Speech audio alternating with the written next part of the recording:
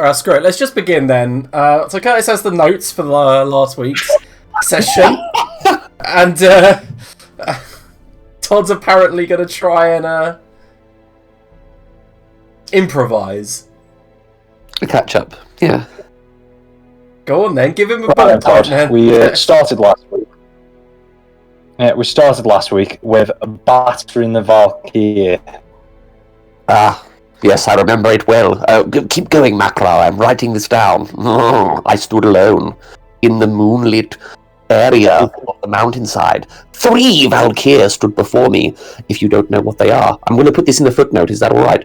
If you don't know what they are, they're vicious, heedless little beasts at about level 54 that I used to smite down myself. Makra was there. He was watching, and he is my witness. Continue. What happened next? I'm on a fire.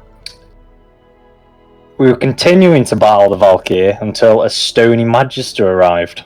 I continued to battle Valkyr until a stony magister arrived by the name of Chad, and I said, nay! And I force-shielded him immediately, thus removing him from the fight. Tactical brilliance upon my part. There's so many mistakes in that. That's bad to keep going. A lot of mistakes. After this slobber knocker continued, Chesterdecker successfully convinces the ads that they are actually on his side. How do you spell Slapanaka? But anyway, I remember that part. I convinced every single dark assassin on the side of the enemy that I was their virtuous and rightful prince. And they said, yes, I will feed you grapes after the battle. And they continued to throw themselves at the enemy upon my behalf. Makra stared in awe and a little bit dribbly, but he did indeed stare. What's next? I'll give you, half the cut. Keep going. We were eventually successful in defeating the Valkyrie. I slew the Valkyrie single-handedly, and the villagers did scream and threw their panties and grapes. Immediately after, we were then met up by that we later find out is Makra's father. Oh yes, blah blah blah blah, something boring happened next. Next then Chester arrived at the village, and they'd showered him in riches and gold for defeating the Valkyrie. This book is going to be excellent, I must say, and I'll give you a little footnote at the start. After conversing with Makra's parents and sister, Makra was given a golden chain with a crystal on the end. Makra, and they head off on their way. You've got to give me interesting information for this novella. No one wants to read drivel about necklaces and little baubles. The party then, on the way to their destination, find an establishment named after the one and only Tumble Timbers. Ah, yes. I do remember we went to a pub, and there were some shady characters. And there was a little elephant man of some description, and he ran it, and various other people. You're getting to the good stuff now. Bring it home. Give me a twist, a cliffhanger, something exotic. And then, after some brief conversation in the establishment, the party used the Valkyrie key to open the manor. Ho ho ho ho, I'm feeling rigid. And that's how we'll end it. Me, you, we're going to make a tidy profit in this realm on this one. Yeah, alright. So all of you get a point of inspiration for that, obviously. Nice effort from the both of you. Curtis looked partly shook. And I believe you I just need to, going forward, I just need to make bullet points of how Chester can do the catch-up next week. While in we're on minute 29. Let's fucking crack on. Yes, I was. While you were in the mansion, you do come across an invisible servant called Jeeves, who runs the library there. You all find out also that you can come into this mansion to do research. You roll history, nature, any intelligence checks in here to look for books to help you in the future in case you need anything.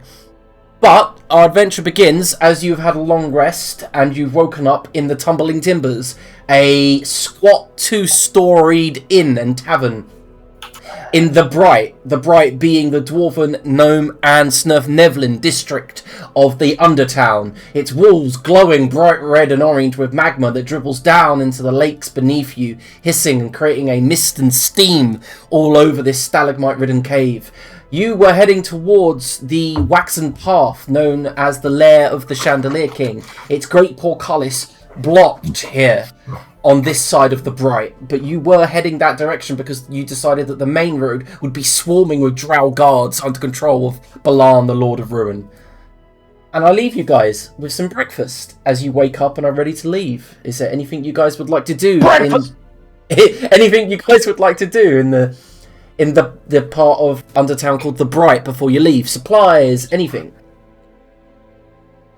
We've all had a long rest, yeah? Yes, you have. Delightful. I'm feeling good about this one. Me and Just Macra some wrote the rations first for book. the way. Sorry, what was that? Just some rations for the way. Yeah, sure. So, a couple of gold pieces, and you've got enough. Rations, what are they?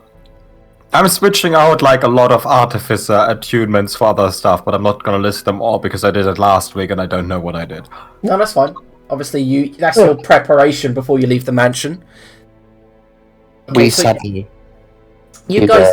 lose a dear friend upon this perilous road. And we don't remember that. God. Sadly. We didn't lose anyone, Master Decker. Right you are. Alright, so you guys can see your destination from where you are in the central marketplace of the Bright. A large portcullis, like built into the very stone here. And you see it's got towers, scaffolding, and guards all around it.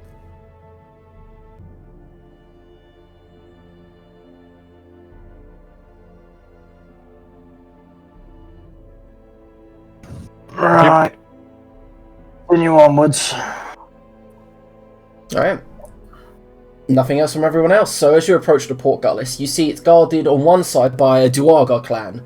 Their flag is a candle, a black candle with a hammer over the top, a red hammer over the top. The dwarven side is guarded by multitudes of guards in different banded mails, holding halberds, rifles, all kinds of weapons. And as you approach, those of you who are perceptive as you approach, you see that, and come on guys, let's be adults about what I'm about to describe, that the portcullis is covered in what looks like a droopy, pearlescent white liquid that seems to have frozen in its dripping movement. And as you get closer, it looks late first, mate. 69 was last week.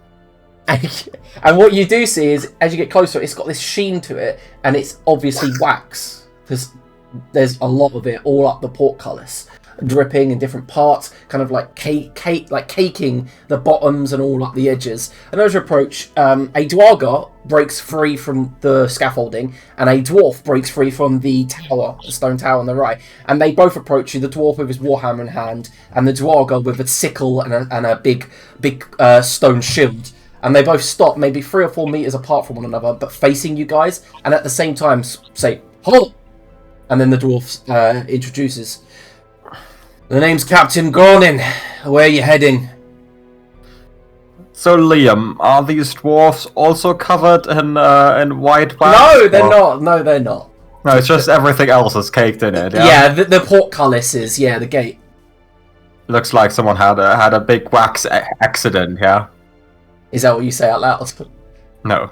Accident. Accident. But I can't imagine you writing this down and grinning and knowing what the imagery is like. Yeah, I know this. All right. Why would you put it down and then ask us not to make fun of it? That's insanity. What? Just. I mean, you can have your cum gate, but It's like there's an NPC interacting with you. Okay, please.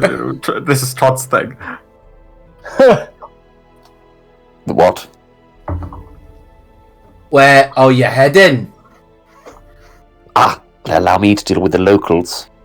Good sir, please, nary us no mind. We're merely merchants of turnips and onions, travelling through your humble lands. You want to go through there? And he points a stubby thumb at the portcullis. Yes, please, good sir. What's wrong with the road? Well, the road travels through your humble portcullis. His eyes narrow underneath his helmet. Ah, I see. Don't want to encounter any drow then? What'll it take? Come on. Well, nothing. Just gonna say, it's a bit dangerous going that way. Right. Looks like we have a cliched local knobhead telling us that there's danger on this. Oi. The Dwarf stays quiet but has like a slight grin. And then the dwarf says, I'm just giving you a warning. Going through there is probably going to get your asses tanned. By whom, good sir? You've piqued my interest, dare I say it. Well, there's a reason why we put the portcullis down. Not many people make it through. Oh, why is that, good sir? Where are you from? Not heard of the Chandelier King. Where's that? Why is that, good sir? And at this time I'll hold out 3 gold pieces. I don't want your gold. Oh, sorry, this is usually my thing, and I'll generally apologise to the party at whole. I'm just saying, I'll let you through, but, you know, as long as you know what you're getting yourself into.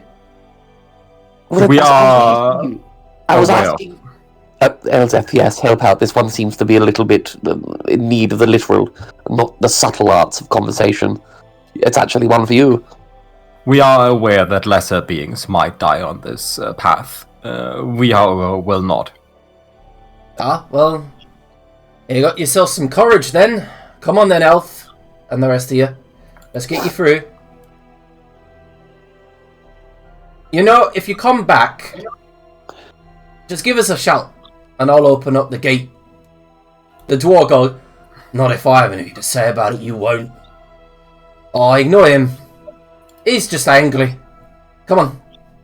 And then he leans in. Dwarf are always angry. Yes, they are disgusting creatures. Oh. And the dwarf just kind of looks towards you with a kind of glare. I heard that, Elf. Oh yes, I was not trying to be quiet. And he spits onto the ground. You guys are led towards the portcullis. It's huge, like we're talking 60 foot wide and about 200 foot tall. And some torches are lit up either sides of the tower, and you see Dwargar and Dwarf struggle to lift it. And it only lifts. It takes about 5 or 6 seconds to lift, maybe 5 feet. And he goes, "Go on then." Please, Master Decker, after you. Appreciate it. Also, pay my companions no mind when it comes to their peculiar sayings. It's just their way of bantering. I Doing me no harm. was just trying to help. Appreciate it. Thank you for the warning. I'm sure it saved many people's lives. All right, and so as most of you walk up onto the portcullis, you notice the ground is made of covered in this waxy substance, and it kind of cracks beneath your feet. But and you make it along. Some of you slide, but then you actually do reach rock, and it seems to just... What? I'll just sit there. Sorry.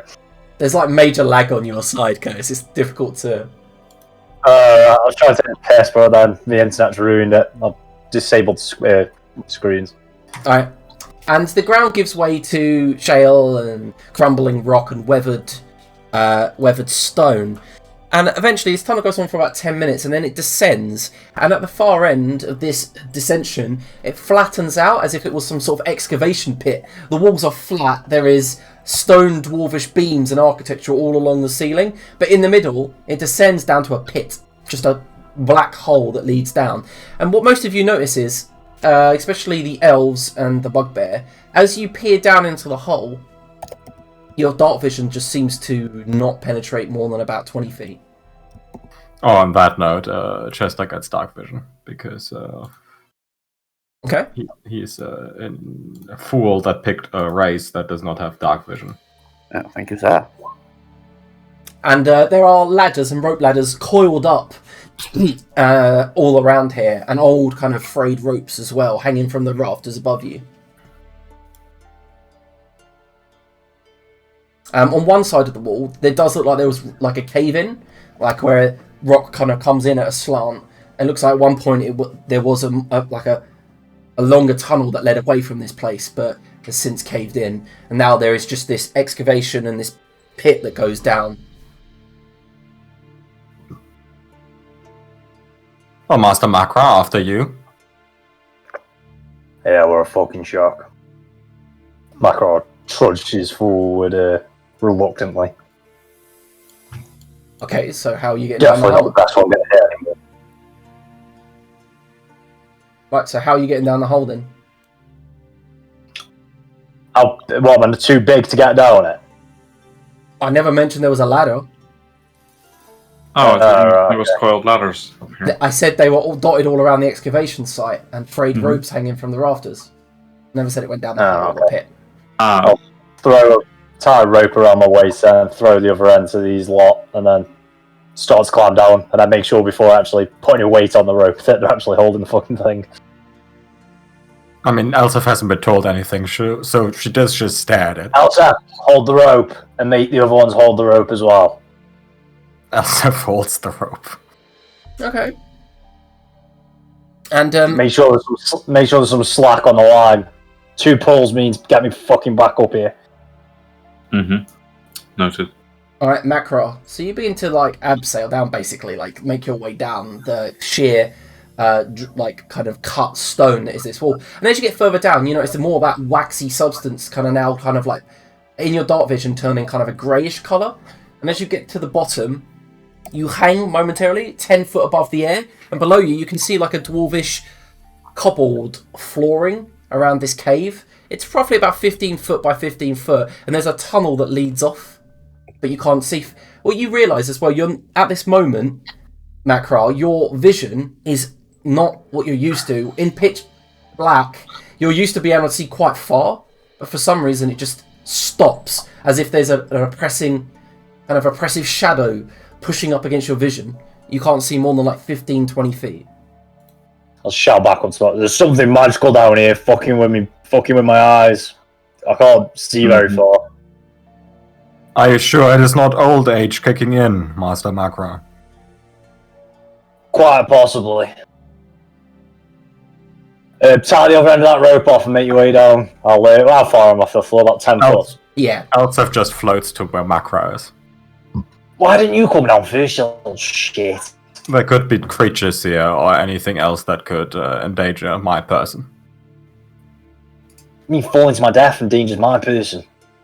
Yes, but your days are numbered, Master Macro. Macro Catch will anyone tie else himself with on that the that rope. happens to go at the same time. Go stand on the floor, see if it's stable. Well, before I untie myself and jump down. Once she's put her weight on the floor and it looks like it's not going to fall through on us. Elsef does that, obviously ready to just float if anything happens to the floor. Yeah. Yeah, so Macro, you crunch down on top of the stone. Level is safe. It's a bit... You've gone from the bright, being this very warm, humid area, to now cold. Very cold. It's a bit nippy down here. Macro's nipples perk up. Poke through the Are we able to see that through the fur? How big Only are just they? right there, you know, like a gorilla. Where you can still see the Alright, titties. D&D, Okay. guys, discussing bugbear's nipples. This is what it's all about. But you were allowed to describe your cum gate. It wasn't a cum gate, it was a gate covered in wax! And you know it was! Yeah, you just keep telling yourself that. God's sake. Maybe one day someone else thinks you will believe it. That day is not today. That today is not the day. I guess Macro breaks into his pack and pulls out one of his his winter cloaks or something that is inevitably needed for him within like the ice cave and stuff like that. We purchased like winter stuff a few days ago, I think, when we went out of the mushroom forest. Yes, we did. So when we went to the island. When we went to the island of the storm soul because it was cold there. Yeah, Right. because the was chilly. Yeah, that's the one. So both you So and he I pulls have it out, some. it's still he's pulling it out and it's still pretty fresh smelling there. He drapes himself on that. The floor's stable and holding my weight and everything. No worry if you're going through. Can't see it creaking or anything, kind of. Nope, it's definitely a sturdy stone floor. Make your way down.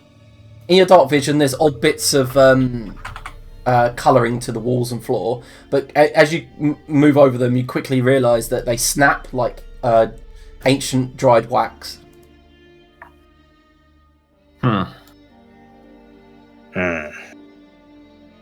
By the way, if you haven't got the music on, I would do, because I picked a killer soundtrack for this dungeon. So you're saying I should not be listening to Miley Cyrus right now? I should be putting on the soundtrack. Oh, maybe. No, I'm fucking. It's just Witcher, isn't it? At the moment, yeah. Alright, so what about the others? So we've got Elzef and Macral down there at the moment. Rocket floated down. Oh, okay, yep. Yeah, I said that if anyone else happens to go at the same time, I'll catch them with that smell. Cool. Alright, so I'm assuming Chester jumps as well, if you're going to tell him, and Laniros knows the ins and outs of Featherfall, so he'll go too, I'm assuming? You're muted? I don't actually know the ins and outs of Featherfall, so... Oh. I will climb down. Alright, so you climb down the rope. What about Chester? But he gets Featherfall. He's just AFK right now. Okay, so yeah, you guys climb down, I'll move you over to the map. There's a map. That means there's gonna be an encounter. Alright, it's supposed to be a dungeon. I forgot. How big is this map? Oh, this is big. You'll ignore like half of it. Yeah, that's what I said earlier when I was like, I messaged my partner and said, I spent 2 hours doing this dungeon, but I bet you they only do 1/10 of it. Well, it'll be like last time. We'll pick the shortest route to the exit by accident. Alright, so ahead of you, Just follow the blood. you get the sounds of dripping water, and you smell musty old, like, library smell, like paper long left on a shelf. The area has a faint, musky, rotten smell to it. It's cold down here, despite the air not moving whatsoever. Breathing in gives you a sense that you're breathing in rot. Shivers, hands begin to shake, and the hairs on your arms begin to raise, and you just feel like you're being watched slightly, like it's unnerving being here. I can smell that scroll from here. Tatty forward, gentlemen. Is that what the scrolls smell like, Master Decker?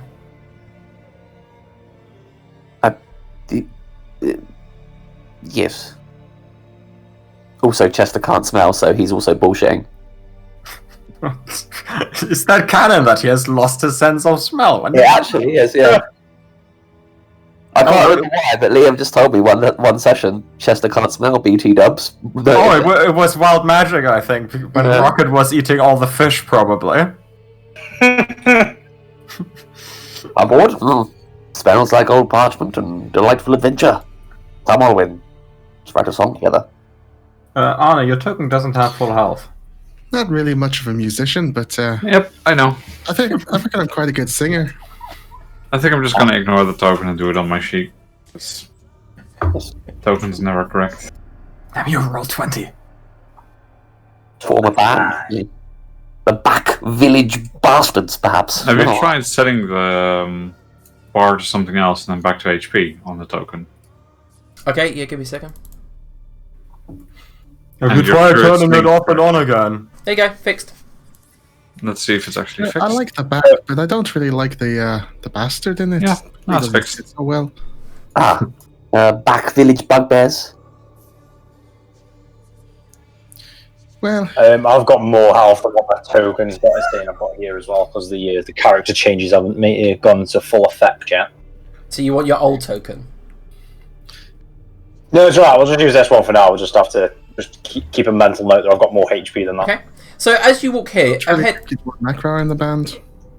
Fucking hell, people! We're trying to have a role-playing moment here. It's like we like slid it in as best we could in between metagaming nonsense. All right, carry on. Sorry, Curtis was talking to me. Yeah, we're really joking.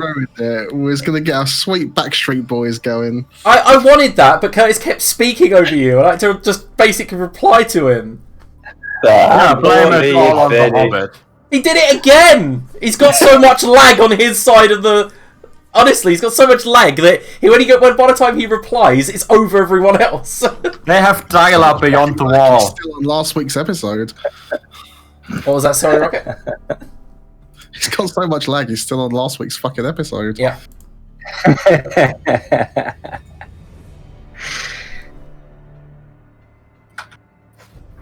This way or the other way? Which way? Okay, so the What first... the fuck is that over there? Yes, I was about to explain. As you walk around the corner, both of you see a wax sculpture of what looks like a petrified, ghoulish humanoid. Upon both of its shoulders are 2 candles that are burning really low. Uh, Ugh. ugh. Ugh. To use the phrase twice. Looks like a waxident. Looks like I'm not sleeping tonight. Yes. You know, I once saw a YouTube video of something of the like. I mean, a U-scroll video. It looks like the rake comes in at night, molests children of some such. And these candles, they are lit, or are they just... They're lit, yeah. They're like these red candles that melt down onto its shoulder. You can see that it's had many candles burn down because it's made out of this waxen yellowish kind of like sickly colour, this figurine. However, the shoulders, where the red candle is, has bled down all over its shoulders and arms, revealing that the candles had been lit a lot. And it kind of melts and melts into the wall, and you can see above it, there would have been alcoves for candles that have all burnt down, and they were huge, these candles, and they've melted down all over this figurine, all over this statuette. A second, Looks like if you there's may. another one down there as well. Elsif is going to take out a hammer and just carve into the thing to see what it's made out of. Alright, cool. Can you everyone make me a constitution saving throw?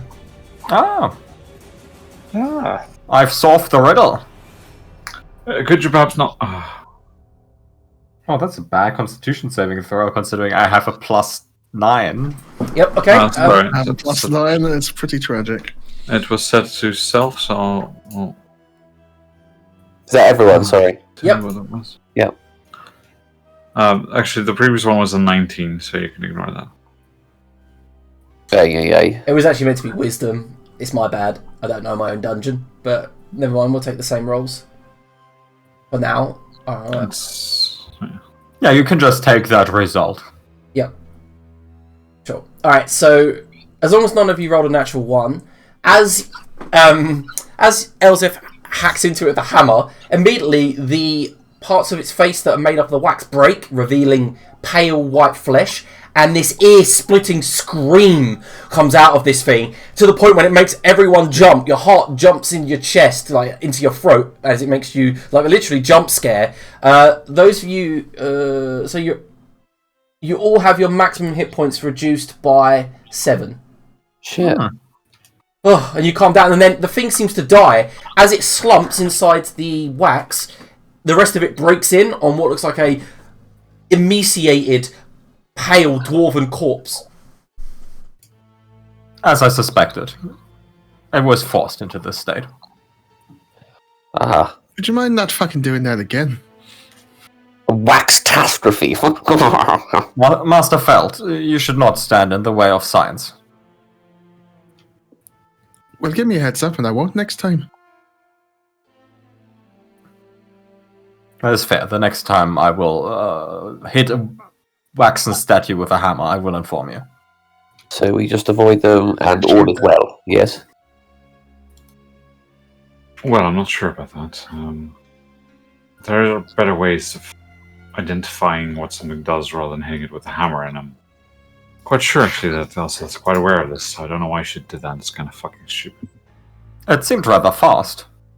Casting Identify as a ritual takes at least a minute. Yes, and we would all be feeling better if we'd have taken that 10 minutes to do so. Your feelings do not concern science.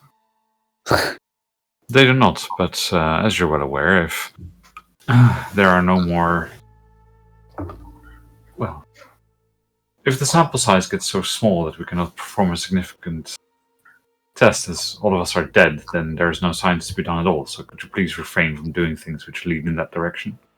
The most likely to die is Master Makra, so once Master Makra has passed away, I will refrain from any further tests that will reduce the sample size.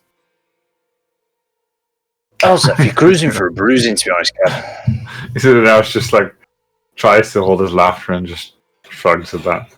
Alright, You are the most likely early indicator, Master Makra. Yeah, but it's nice not to keep pointing it out. Okay, so at the front, Elzef and Chester, you see the waxen kind of statue of an elf curled up in the corner, legs and knees brought up to its chest, its arms wrapped round as if it's hugging itself, its head into its knees so you can't see its face. There are candles dotted all over it, small candles, and they're burning down quite down to the wick. The alcoves all around are filled with this dripping red wax, and none of the candles in the alcove are alight. There is, however, a skull above this one, into one of the alcoves, that most of you can see, has a red emerald for its eyes. The red emeralds glitter in the candlelight.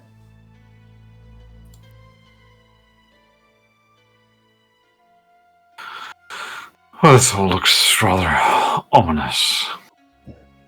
Yes, potentially. Are Let's we hope. not fucking with this one? Yes. Well, I have promised. Master felt that I would not. So should we just, walk past? Please, after you, Master Decker. Find many more of these. It might be sensible to identify at least one of them to determine its properties. Right you are. Give me a moment. Chester just swings past. Okay, you swing past, nothing seems to happen. Seems alright. Yep. Well, that wasn't the actual issue the previous time, so yes, I get that. Well, at least we can test now that if we want to leave them well alone, which, in my kind of humble opinion, might be the best idea, then we can. What were the gems in its eyes you said in this one? They looked like small, faceted, glittering rubies embedded in the sockets of the skull. Could be useful. Oh. Yes, perhaps. As mentioned, we'd need to look out for what exactly is going on here. From now on, I'll start casting. I'll start preparing like detect magic as a ritual. So I'll start casting ritually while we walk, and just start preparing the spell. Well, do you want your minute now with it? Like, we might not see another one of these. No, it's all right. We'll just keep walking. There might be other things here of note. Right you are. Keep up, Gramps. Alright, so you guys keep moving past the staring, accusing glare of the skull in the alcove. It's a skull. Certainly, it can't look accusing. It does. can't look like anything. It does look. There's another one. This one, however, hasn't. You do see one, Chester, as it comes into the light. It does make you jump slightly. Another humanoid waxen statue. This one seems to be half in the wall, as if it was fighting to get its way out of the wall when it was frozen into its picturesque visage of terror. There are candles on its back of its palms that have burnt down to nothing. And you can see it dripping down, forming kind of like dripping icicles over its fingers. It reaches half into the tunnel ahead of you, as if it was trying to escape. But, yeah, that's it. Yes, alright. I vote let's have a tinkly little spell that lets us know what's going on. Who votes Lineros? Aye.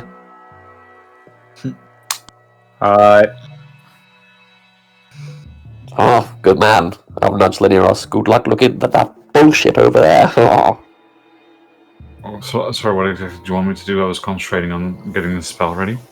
Ah, yes. Let's see if we can, do any wizardry, any magic artet to work out what's going on here. What nonsense? What skullduggery? Yes, so as I'm flicking through my spellbook and preparing detect magic, that's not what I'm currently doing. Let me finish this. 7.5 minutes. Right you are. If you ask me, it's some kind of devil the devil made. And if you want to identify it, you should probably ask Elseth in the meantime. Which is, Has that disappeared, or has it just changed randomly, Liam? What are you talking about, sorry? Or it was there and now it's gone. What, the one here? Yeah. It's there. It's I there. think the vision range just went down. Mine is slightly less than it was before. Oh, yeah, it's the vision that changed. Well, when you say identify, I assume you mean the magical method this time and not my hammer. Yeah. Yes. Okay. I was just trying to make sure. And Elzef casts identify on the stone statue. What, as a spell slot or as a ritual? As a ritual. Alright, can everyone make a D100 roll if you're spending more than 10 minutes in one place? Uh-oh. In that case, I use a spell slot. No, okay, you get your D100. That's pretty high. Oh, scary. No. No, you're doing okay. Don't just say you're doing okay. I don't know what that means. Chester, can you make a wisdom saving throw, please? Aye. You said we were doing pretty well. I'm gonna add my Flash of Genius to that. I don't want your candle shenanigans here. Yeah. So what does he get? A 17. Oh, 17, nice. Alright, so Chester, as you're standing there in the darkness, the cold biting into your very bones, you hear a whisper on the wind, like beckoning you forward, and you almost take it before you and follow the order before you shake your head side to side, and you hear, "Go, release me," and you look down the tunnel, and you swear you see two glittering emeralds, like small green lights, and then they vanish. However, you successfully shake off whatever the effect was. Gentlemen, quick question. What does a pregnancy test sound like? There's no such thing, Master Decker. Ah, good. Well, then that was definitely a disembodied demon voice, and we should be careful going forward. I will take that into Where account. did you hear it exactly? Because I heard nothing. Here, over here. It said release me in a raspy, creepy voice, like some kind of voice the devil made. Like the devil. Have you encountered any devils, Master No. Decker? Yes, a disembodied one, just now, about 30 seconds ago. Are you not listening? No, I meant before that, so you can compare the voices. Oh. Well, potentially my ex-girlfriend, but nothing too serious. I see. I do remember reading about that in one of your novels. Yes, spearing the serpent, of course. Anyway, we must make haste, and we must be careful. I'm sorry, Daenerys, we simply cannot wait. I wish I had at some point started writing down all the books Chester claims to have written. Might I remind you, Master Decker, that we did not stop on my behest. You asked me to do some wizardry stuff, and then I said, take us Yeah, some you're time. quite right. But my mind did just get backwards entranced by something slippery, and I want to move. We shall move. Did Elsa finish Identify before Chester started? Yeah, like I said, it was at the end of the 10 minutes that this effect Okay. goes off. So my detective magic comes up as Yep. well. You don't detect anything magical on them, and with Identify, they have no properties to identify other than the fact that this is a waxen substance made out of what looks like animal fat. It is strange. Even though clearly there is something going on here, my abilities fail to detect it. That is strange. I sense no magic either. I suggest staying far away from them and any voices you may be hearing, Master Decker. Right.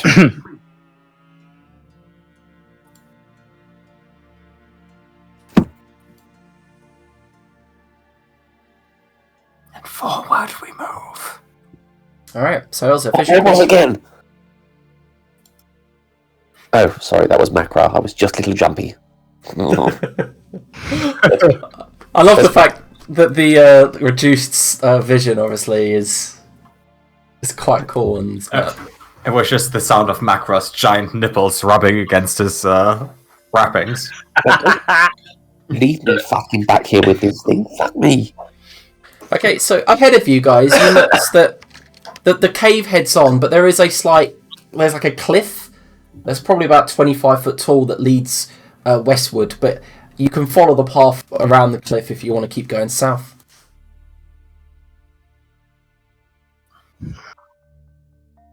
Just to mention, of course, a general feature that throughout this dungeon will be that there will be odd blobs of different coloured waxes and candles burnt down to stubs everywhere. So the cliff face is made up of nearly 100 different burnt down candles in different nooks and crannies all up the cliff. Can't even see the cliff yet. Right here.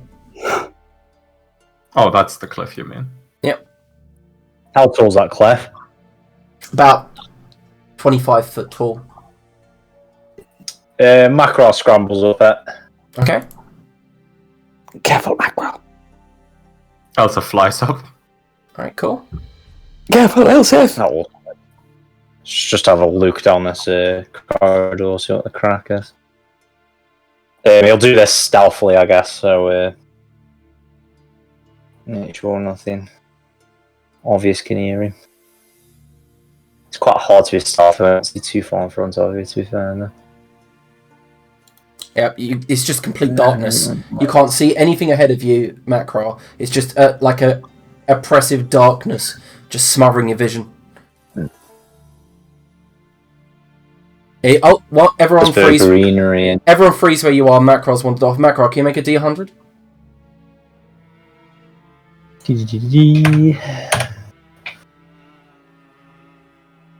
54. Alright, now can you make me a dexterity saving throw?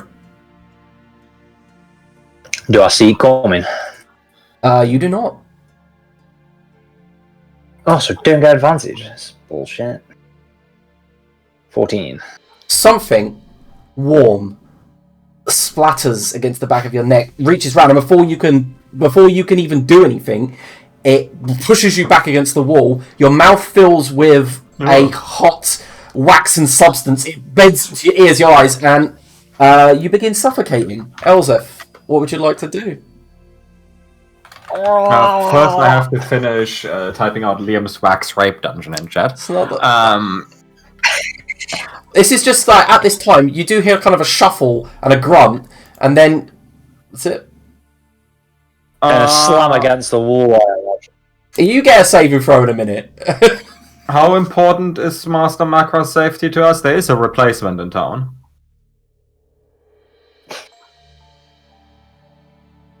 Do you just say that down the cliff face to the party? Yeah, Elsa says that. Yeah, okay. Guess it's really dependent on Chester and how much he needs him for the contract. Master Decker, should I assist Master Macro? Yes. I see.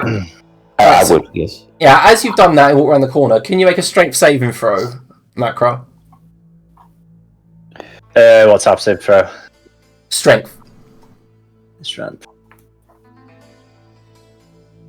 Yep. 17. Just about. And you pull yourself away from the wall at that moment. Rip free, there's a snapping sound, and you immediately grab what was on your face and begin vomiting off.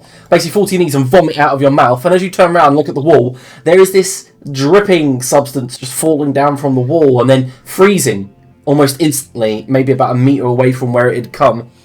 And then Elzef, as you walk around the corner, you see Makra kind of like scrabbling to get back to his feet. His beard and fur is covered in this thick, kind of like blue wax. Did the breakfast not become you, Master Macro? No, I think I've just seen it again as well. Fucking wall just attacked me. Yes. How many fingers am I holding up, Master Macro? You're so lucky I haven't got a set of bollocks me kick you. And It was 7. make sure it's set away from the wall far enough. Yeah, Macro gets his Kopash out and kind of just like stabs it into the wall where the wax was. Yeah, it breaks, revealing just wall behind it. Bastard. I'll go and follow stuff. Yeah, let's not split up anymore. There seems to be shit that's attacking us from out the wall, like this waxy stuff. As he starts like breaking it out of his beard. The good news, Master Macro is safe.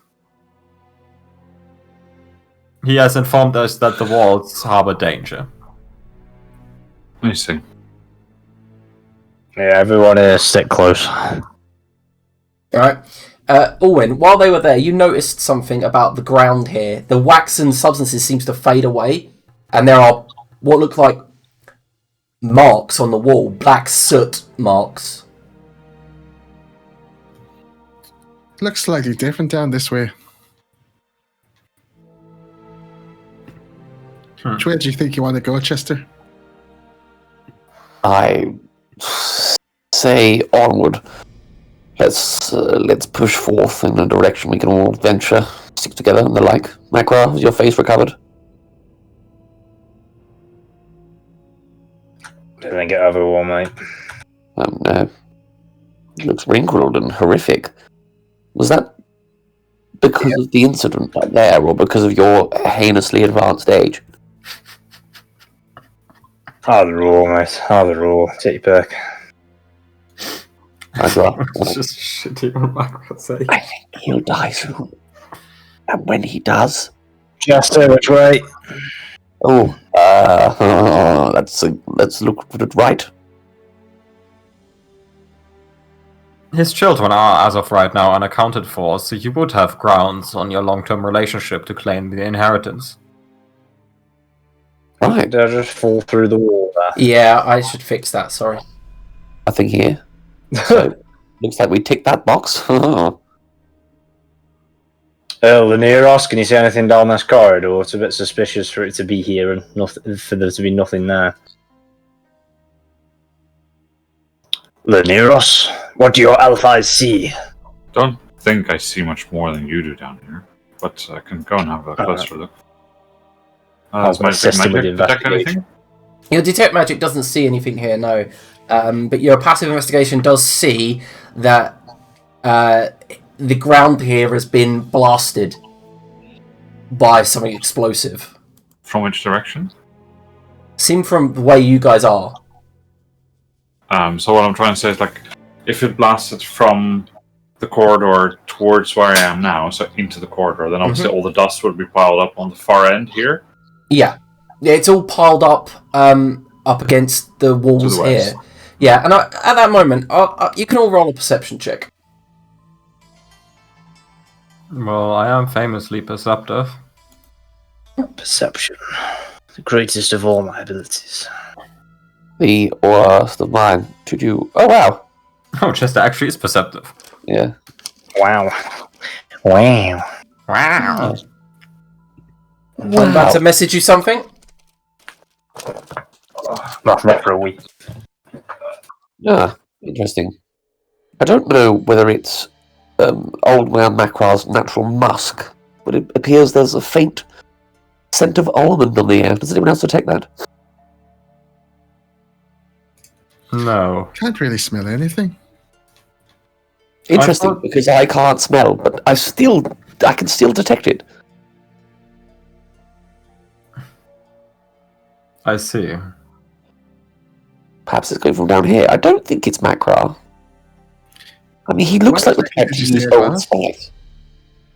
I could send down the death machine into the dark corridor and see what happens. What, like Is a that- little advanced drone? Yes. Owen, do you have dark vision? No. So would you say you'd have a torch out? Yeah, well, light. Well, if Owen doesn't have dark vision, Elsa would have just cast eye drops on him as well. I apparently have dark vision. Cool. Not that it I changes your assumed, vision. 99% of races Owen would have dark vision. Not that it changes your vision down here, but yeah, you can that's it. It's very human. Except for the faint blue glow to his eyes. That's the only thing that makes him seem a little bit otherworldly. I forgot It's about just a stunning beauty. that. Yep. Yes, Seducing older women. Yeah, I guess Elsef just creates the death machine and sends it down the dark corridor. Okay.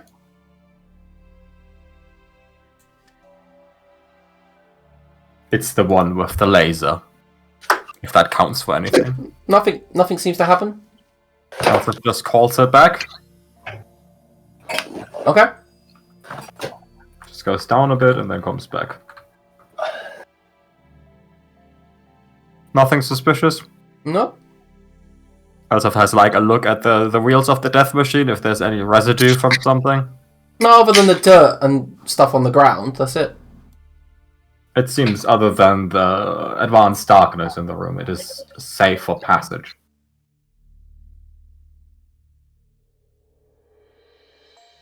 We would have to tie us together or some such to not lose track of one another.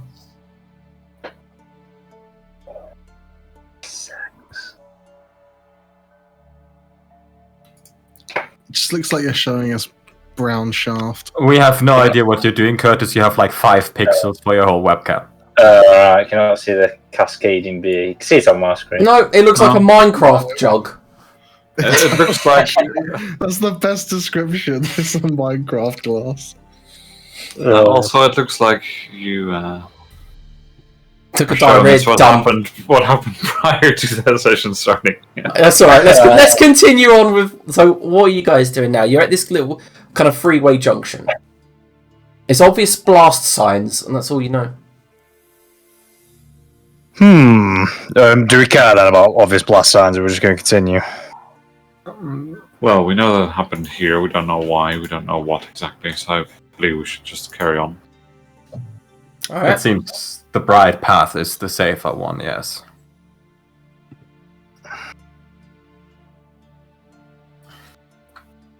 Let's crack on then.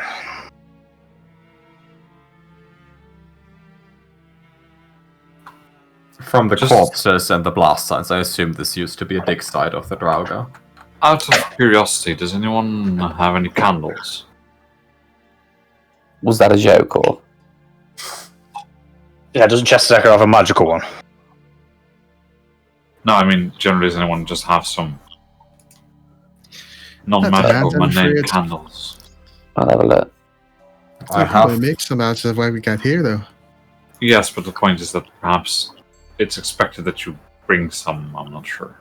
Also, I'd like to point out there is no wax on this part. It seems to have ended. If we go back, I could make some within seconds, but I do not carry any around with me, no. All right. Appear to not have any either. Very well. Let's carry on.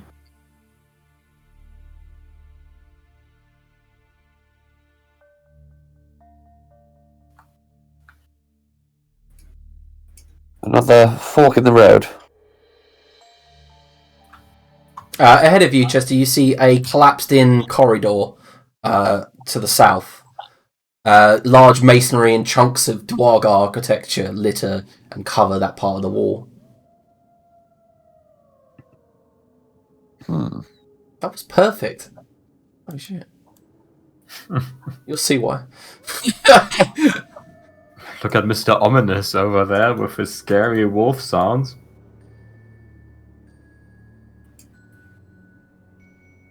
Alright, so Chester, stay where you are.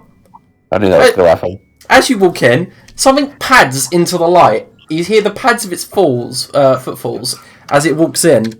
And from the edge of your vision, this strange-looking canine made of purplish fire stares at you. Its green eyes glaring.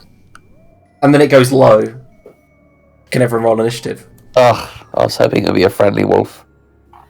Yeah, obviously down here, lots of friendly wolves. When does that ever happen? Yeah, very true. I mean, that looks like a very friendly wolf, alright. You never know. You could have a high enough animal handling skill. It does look like he's smiling and he's about to lick your face. It's just that it's probably going to melt your face when he does it. Has any one of you ever rolled animal handling in like the last year of playing 5th edition? Nope. I don't remember ever Just take doing it down and blast it here. I have. Insert dominance, it'll be fine. Character had it, but one of them did. Maybe. Yeah, Chester's pretty good at it. I've just seen his skills. Where's Laniros? I can't see Pretty him. good at everything. Yeah, because you know that's the thing, and you know that's not something I can change. No, I'm saying that the war machine was on top of you. I couldn't see your token to actually... Oh, I thought you meant the initiative. Well, It is a far more important character. I managed. Also, screw you. Alright, Chester Deckard, it's your turn first. How many can I see in front of me? Just one. Just one. On the edge of your vision, you can just see it. Okay. What do I do? What do I do? I'm gonna pop in here.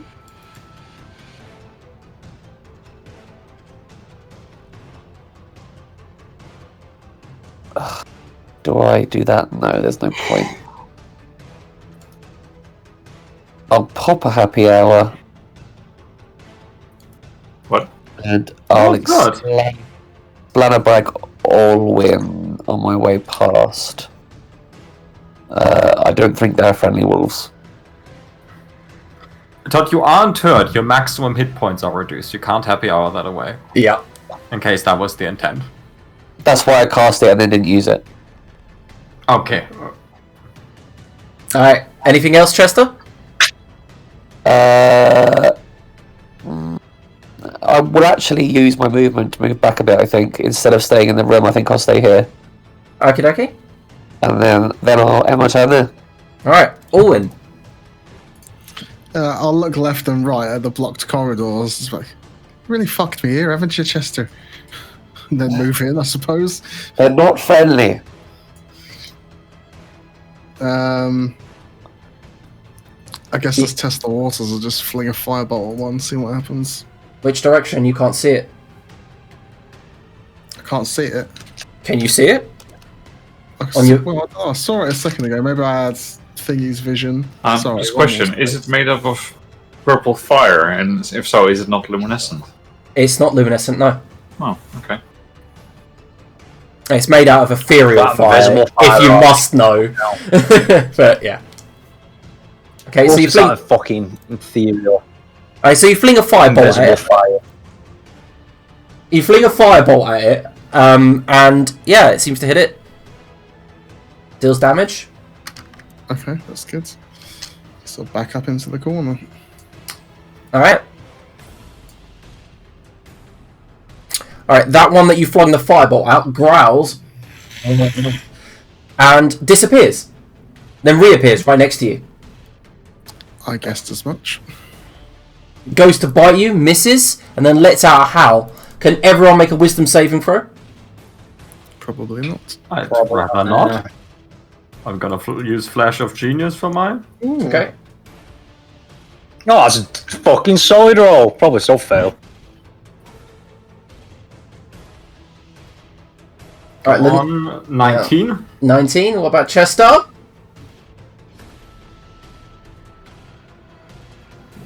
Sorry, did you just yell for me? I went for a loop. Yeah, a wisdom saving throw. Yeah, got it. Alright, so Laniros. It's an 18, right? Oh, it's an 18. Aye. Why would it be an 18? I assume it's a magical effect. It's not a magical spell. No, it's not. No, isn't it? No, it's just Okay. an eerie howl that causes havoc on the morale of. Okay. Yeah, so Chester, Fair enough. you are paralyzed. Laniros, you are frightened. Okay. And it's you get to make a saving throw at the end of your round, obviously. Old man Macra. What am I frightened of? Because I can't see it, right? You can't see it at the moment, no, but the howl that comes from, like I said, it howls. Mm-hmm. Okay. Is it half movement through our eyes, or we're not doing Yep. Oh no, if that? they're It is half willing. movement. No, if they're willing, it's fine. Oh, okay. I'll willingly barge past them.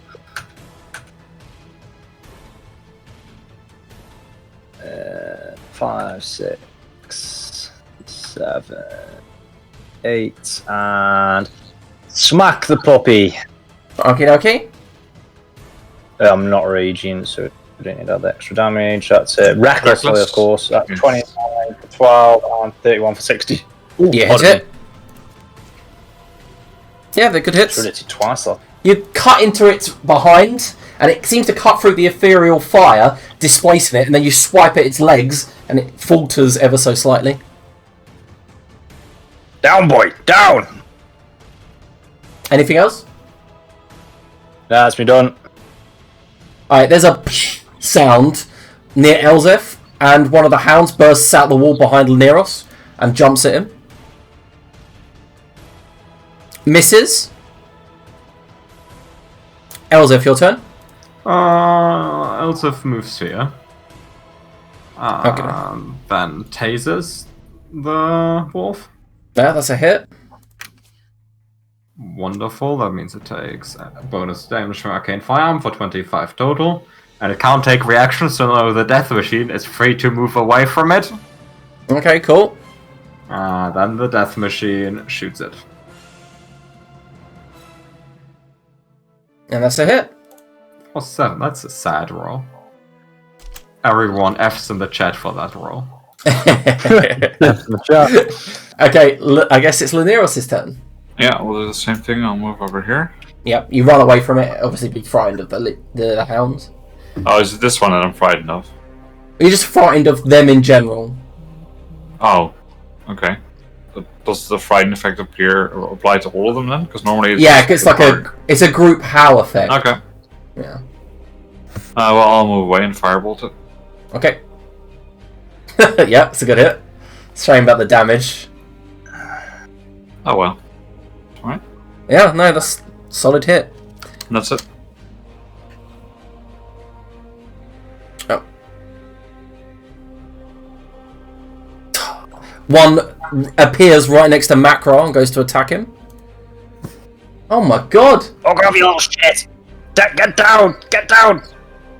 Are you doing anything to reduce your AC? Yeah, I guess I could drop it a tipple, so it'll go down to 15. It's a trick question. He rolled max damage. It hits. You take 13 piercing as it bites. Back as it goes. Yep. Also, can you make 18, can you make a strength saving throw, please, as it bites you? 19. It tries to drag you to the ground. Its bite is now in your arm, but you succeed not being dragged to the ground. Bad boy! Bad boy! Bad! Get down! Chester, can you make a wisdom saving throw? Yes, I may. Yes, I may. You are Right. still paralysed. Yep. Sad times. Alwyn, your turn.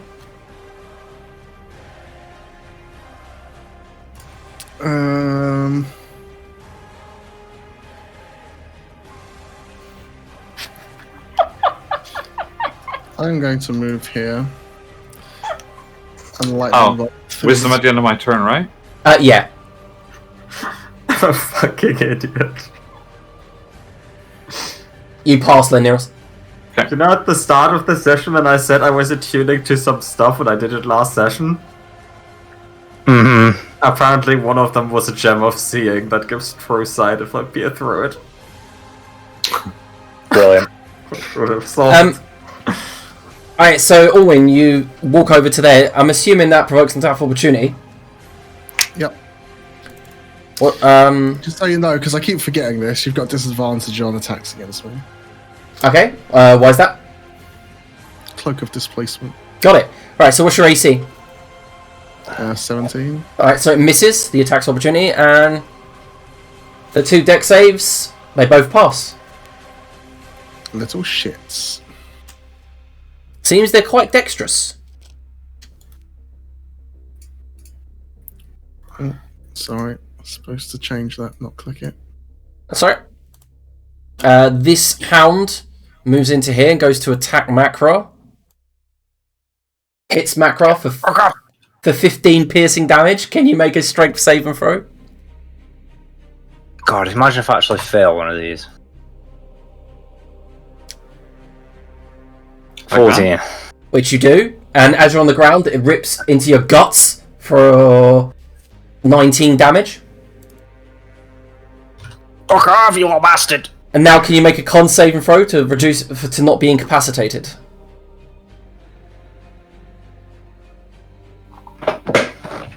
Which you fail. You're incapacitated. For 4 rounds. Plus 4. What seems to have done that? If you want to know, when it succeeds on a bite, you get a strength saving throw. If you fail, you're pulled to the ground. It gets a free gut rip. If the gut rip does damage, you get a con save. If you fail that, you're incapacitated. So it's a physical effect, yeah? Yeah. Okay. Alright, so yeah, you're incapacitated for 4 rounds. You can repeat the saving throw at the end of your turns. So, old man Macro, you are incapacitated. You can make a Fancy that. Constitution saving throw.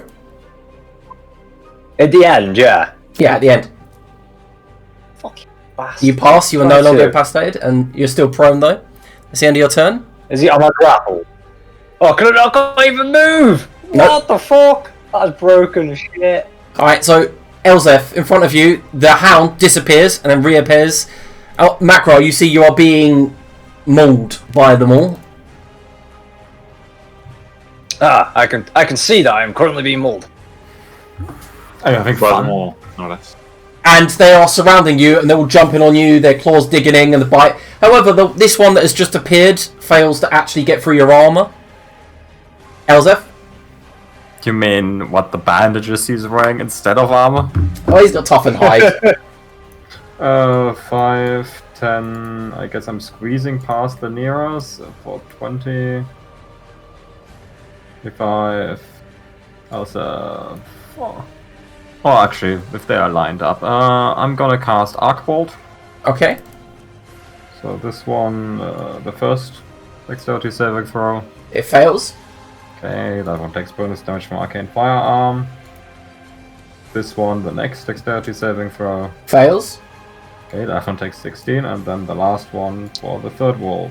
Passes. It's a shame, I can't see my death machine. It can move. How far can the death machine move? I think it can move. I can't move enough to get there, so I'm just gonna put it down there. Enter. Alright, Laneros. And then I'm gonna read how far it can fucking move. Yeah. I don't think I can do too much from here. I'll take a step forward just to see the situation.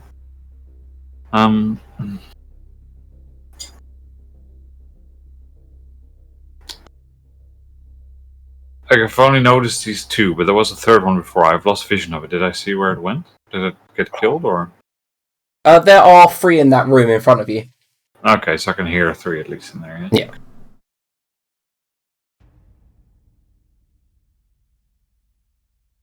Then I will cast Slow in there. Your favourite spell. That's good. Does that mean we'll ignore one of them for the rest of combat while it slowly kills the Neros? Oh man. At +0 and I rolled a natural 20 and 19 and 1 failed. That's sad. I know. F's in the chat for Arne's slow spell. Oh, one of them slowed. It's something. Yep. Anything else? I'll take a step back. Alright. As you take a step back, the attack of opportunity goes off. Is there anything you'd like to do? What? There's nothing next to me. Oh, sorry, I thought you were Elzef, sorry. Alright then, I guess I'll be using that turn to use its turn. Elzef, looks like there's an attack come at you. It looks like it's going to hit. I don't think this is worth a spell slot. I guess. I don't want to get hit. 29. Now remind me, do crits auto hit? They do. Yeah, it hits then. So you take... Man. Fucker. You're hit for 14 damage. Can you make a strength saving throw? I dare you laugh at me. Strength saving throw? Oh shit.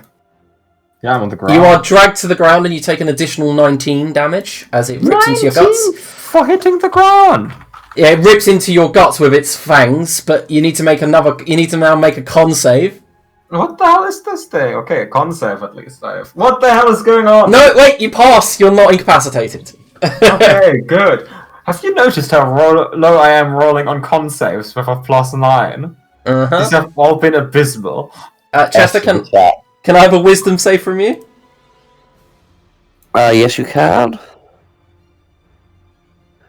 Wisdom. No! God.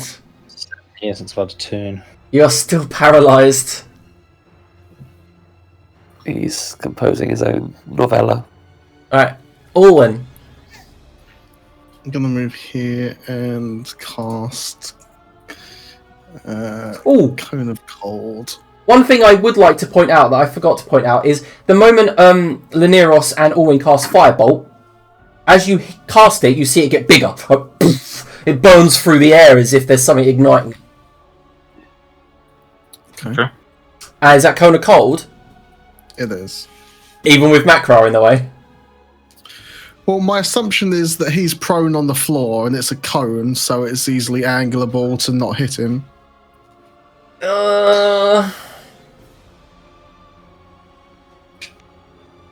Yeah, I'll let that go for now.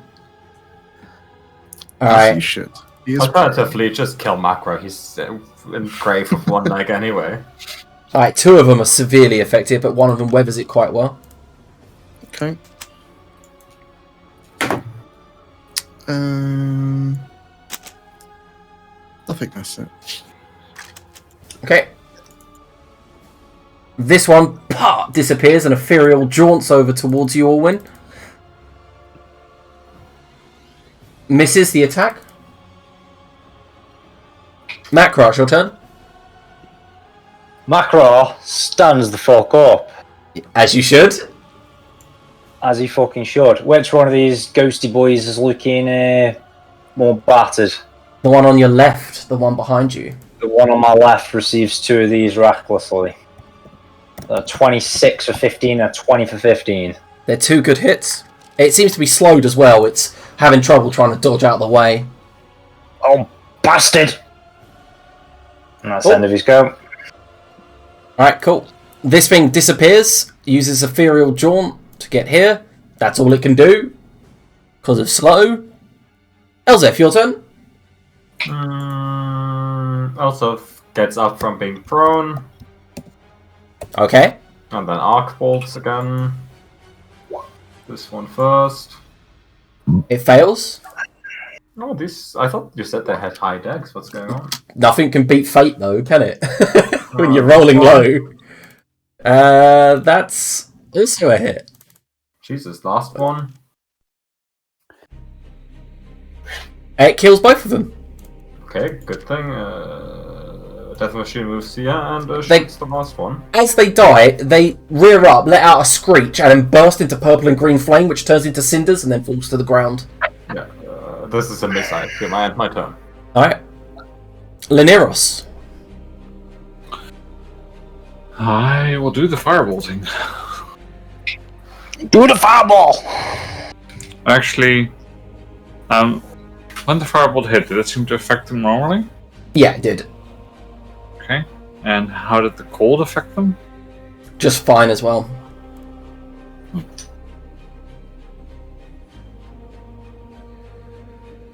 Well. Okay. I'll go back to sleep. Yeah, misses. Oh wait, you're on a 1. So what happens here is, Lineros, as you fling the firebolt, it moves past Elzef's ear, slightly warming, and you realise as it's going, it's picking up some sort of residual heat in the air. It's getting bigger and bigger and bigger, and before it hits the wall on the far side, it kind of like explodes in like nearly an 8-foot kind of explosion as it hits the wall, and a faint kind of scent of almonds wafts past you all. Okay. Alright, that's the end of your turn. This one, Ethereal, jaunts up onto the platform and then goes to bite Orwin. Looks like it's going to hit Orwin. With disadvantage. Yep. I will shield. It hits the shield and ricochets off. Sparks fly. Sorry, Chester. I didn't know you'd fail this many wisdom saves, but funny enough, the paralyzation's worn off now. It's your turn. Way. It won't last for 3 rounds. I'll remove that little icon. Good thing I'm here. Save the day. Finish the job. I'll run in forth. Alright. Pop.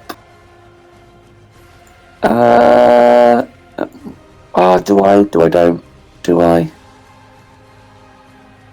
I'm gonna, I'll stand here for the moment and I'll just literally give Macro Essential. Keep myself, stocked up. And then I'll drop the Happy Hour on. Has Elzef taken damage? I can't see because of Owen's token. A fair amount. I'll drop the Happy Hour on Elzef. Cool. So Macro gets 13 and Elzef gets 5. Yeah, I'm just keeping track of it on my couch. Alright, cool. Is that the end of your turn, Chester? Yes. All right, so Owen, it's your turn. Let's get a firebolt it with disadvantage. All right, cool. Where the fuck's that come from? That's a hit. Lovely. Solid hit as well. Like the same thing that happened to Laneros, but not as extreme. That as you fling it, you notice that your firebolt is stronger. Yep. All right, so Macro, I guess. Macro runs around here. As you can jump up and pull himself up there for Sure. about the same amount of movement. Brings the pain to the doggy recklessly. It's a 26 for 21 and 29 for 17. Both Go solid. to sleep. Both solid hits, carving the thing in two, killing it. Bad boy. Bad boy. Fucking kicks it. He's not going to let a sleeping dog lie. And you don't hear any more sounds. No more approaching hounds.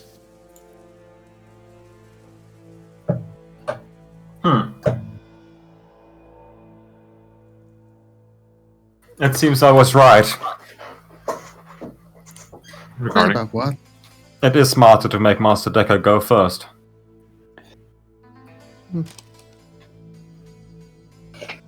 Well, you know, can't be all as skilled as me.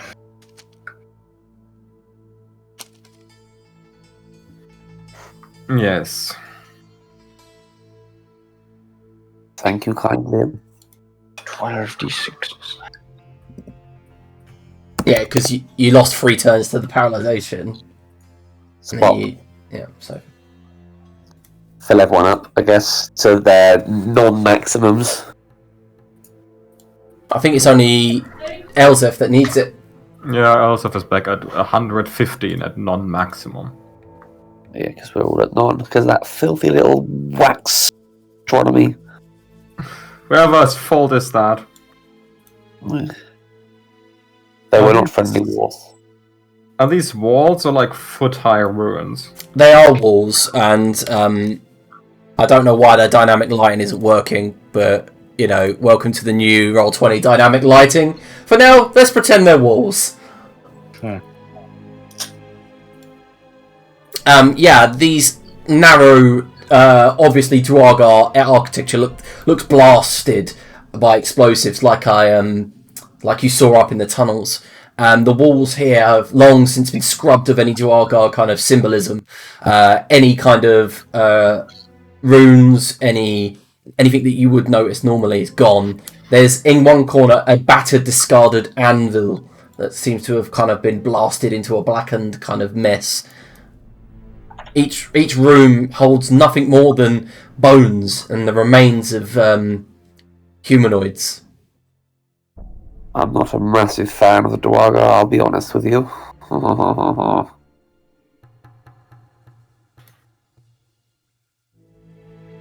I'm afraid, Master Decker, that the Draugr are not the worst problem down here. Right you are. Friendly wolves and all that. Poodle pip. It appears we have a split route again. Yes. There does not seem to be anything interesting in these tunnels. Make an investigation check if you want, Elsa. Yeah, sure. I shall assist you. Alright. So, Elsa, as you're checking around in these old Dwargar like living quarters, you lift up what looks like an old blasted sheet of metal, and as you lift it up, underneath is what looks like a piece of chainmail. A piece of it. Yeah, like a shoulder piece with an insignia of a red candle a black candle with a red sickle over it. Is that any symbol we've seen in the town earlier? You saw it on the Dwargar outpost right next to the portcullis. Let's see. Well, Elsef pockets it. Okay, it's maybe about like good 6 pounds of chainmail. The death machine wears it as a hat. Okay, I like that. Then Elsef just has a little look in here, and I think that just loops around, doesn't it? doesn't loop around because it collapsed in there, but yeah. Okay, it would. Onward then? Yes, onward. If you encounter any more advanced darkness, I did remember that I did craft a gem of seeing yesterday, so I could just look through it. Roger. Careful of looking through things. 1 minute you're enjoying the view, and the next minute you're murdering thousands. Do you speak from experience, Master Decker? No, of course not. Because we have only murdered thousands together once, and it was unrelated to looking through things. No, of course not. Alright, so most of you, even those with, obviously Chester can't smell this, but you're starting to smell the rank kind of stink of corpse. Like that kind of bloated, rotten smell. The cold kind of air here is doing nothing to muffle that stench wafting around the corner. The stench of treasure? No, Liam is stingy with treasure. We won't find it. It'll be in the run room we don't check, and then Curtis will complain for 9 weeks that he never gets treasure. I know how this goes. Wouldn't complain as much if we got the treasure. Right, so also, as you round the corner, you do see that there's this round, domed tomb down some set of stairs below you, and just in the outlines of your vision, you are beginning to see corpses littering the floor here. Kind of some of them in half decay, some of them in studded leathers, some of them in breastplates, some of them wielding axes. They're all just laying on the ground, unmoving, eyes glazed over. So this room is full of corpses? Yeah, there's about maybe 20 of them. Kind of all in different positions, haphazardly stacked onto piles or pushed up against staircases. Some of them have blasted marks over their armour. The sarcophaguses are broken and bones have spilled out. However, there is a sarcophagus in the west room that seems intact with a lid on. On top of it is the carving of what looks like a magnificent king of some sort, wearing a crown. I assume the corpses have insignia similar to the one off the shoulder pad we picked up? Some of them do. Some of them have generally just normal armour and leathers and stuff like that. Well, my vision has gone. Okay, now it's back. Stupid. Roll 20. Please back me up while I rob this tomb. Right, so the eastern and southern tombs, their sarcophagus is smashed open, and there are evidence of picks and hammers around. But there's one sarcophagus in the western room that seems untouched. Like I said, it's got this magnificent carving on top of the lid of a king. Now, which one of the two is it? This one, I assume, yeah? One in the south. Yes, Master Macro? Someone's beat. Yes. I feel like someone's beat you to it, Kev. Well, there's one that hasn't been opened yet, Master Macro. Would you like to do the honors, or should I? No, I guess I can. You do realise something's definitely going to come out of this thing, don't you? And it's probably what killed all the rest of the people that were trying to nick everything else from in here. Yes, it did seem rather obvious to me, which is why I gave you the honors. Yeah, I thought so. Can't you detect, see if there's anything evil in there or anything first, or...? No. Macro whips out a claw and jams it in. Yep. Though I do believe Master Laniras is still detecting magic. Yeah, he says that as I crack the lid off. Yeah, as I've says that as he's already doing. Alright, so what you do see is inside reveals the skeletal dead remains of what looks like a headless king. There are jewel-encrusted rings decorating the body's skeletal fingers, and an amulet with a ruby in the centre, golden amulet, a ruby in the centre, lays where its head should be. However, as the lid opens, Alwyn and Laniros, right next to you, one of the corpses begins to move around its stomach, and you see something shuffling out of the lever, and this thing reveals itself as it pushes its way out and flies to the ceiling. you see this.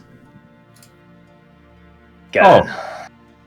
And that is where we're going to take a 5-minute break and come back and do the fight. Haven't fought a demi-lich.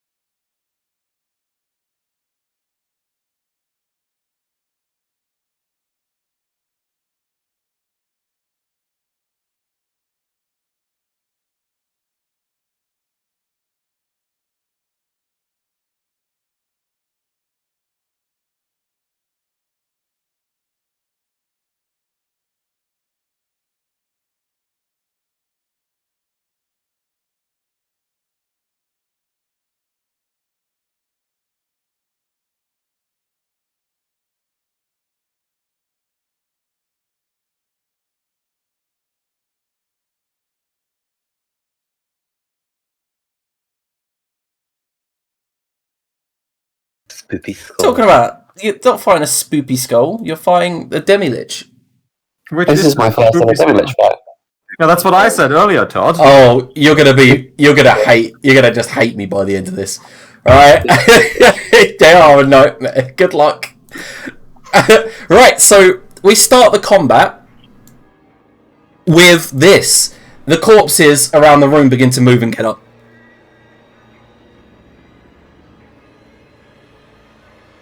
Alright. Alright, so, Macro, your turn. Macro fucking twats it. No, he's running away, dead far, anti little bastard. And there's also about 20 zombies between you and it. Macro wades into the zombies. Is it just classified as one entity for hitting it, or if I use a big swing, I get 3 separate stacks on it? It's a swarm of zombies.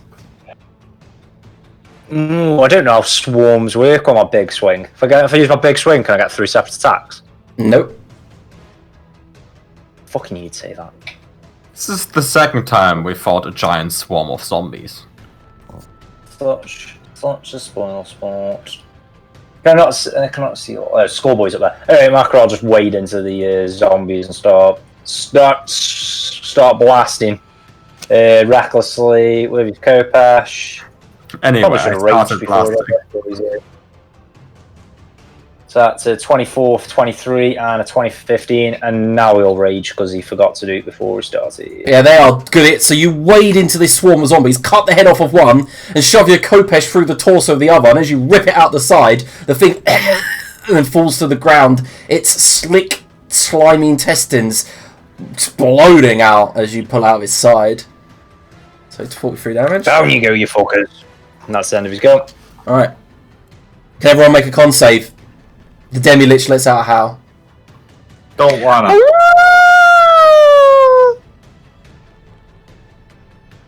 Lanira, you're fine. I'd hope so with a 31. Is this one? Okay, do I need Flash of I'm Genius for this? spending an inspiration for advantage. Cool. Okay, 20. I don't think you will. I think it'd be a pretty low save. Just before you roll, Chester, I will, as a DM, tell you that you probably might need advantage or to spend 2 inspiration to auto pass. I'm using my reaction to give him a Diviner's dice with a 6. Okay, so Thank you. it depends. What do you want to do, Chester? I mean, have I got Diviner's dice as well? I'll just use it to get advantage also, and then go from there. Sure. Cool. Go on, yeah? Yep. So, 18 plus, what's the Diviner's dice? 6, 24. Cool. Good, because this is... It is a fucking horrific ability. Is this the gnarly death one? Yeah, it's like pass or die. Yep, But we passed, so we didn't die. yep, so the entire group is fine, and then it flies 30 foot in the air. Just go I guess my... Is this a condition? Does my death machine have to make a saving throw? So does my door okay? No, it just has to hear, so no. You're good. The death machine's Oh yeah, fine. it doesn't have ears. Yes! Technology isn't there yet. Alright, cool. So, let me quickly take a look at something. Yep, alright, so Owen, it's your turn. I'm going to fling a fireball into the eastern tomb so it comes out enough to catch the zombie horde. Yeah, sure. Because I don't think they'll particularly like that. Can the entire room make a dex save? Oh yeah, I suppose fire and the things that happened earlier. Probably should think about these things. So what Yeah. happened exactly? The air ignites. I got 21. The air ignites. Yeah, that almond smell? That's gas. Your gas. Fuck! I am stung! Good. Alright, so those of you who don't pass a DC 18 take 20 damage. Those that pass take half for 20. That's a dex save, yeah. Yep, Oh my god! Oh, Wait, it's a spell, isn't it? It's a spell. it is a spell. 28. Ooh, mantle of spell resistance coming So, through. also, the Demi-Lich has to make a save as well.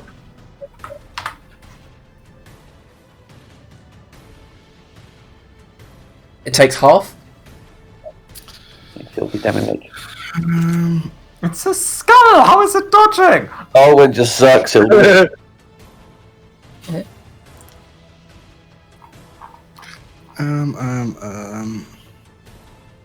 How much damage was it again? I Sorry. am going to move away. It was 20 fire damage, and if you passed, it was half for 10. 10. Get it. Alright, at the end of Alwyn's turn, the legendary action goes off, and it uses energy drain. No, it won't. Can't. It used life drain. Can Elzef make a Constitution saving throw? Beep, beep, beep. +9. I used my reaction already. I can't do anything. Oh my god! So you take 15 necrotic damage. Filth. It's not that bad. What the fuck is up with my con saves? Alright, so Since my modifier is now a 9, I wouldn't have lost concentration anymore. Look at me! yeah, alright, so Laneros. Yes.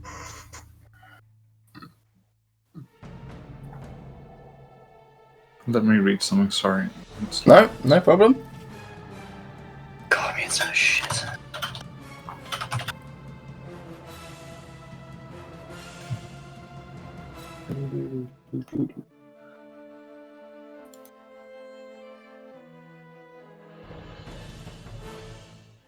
Yeah. Bigby's hand. Okay.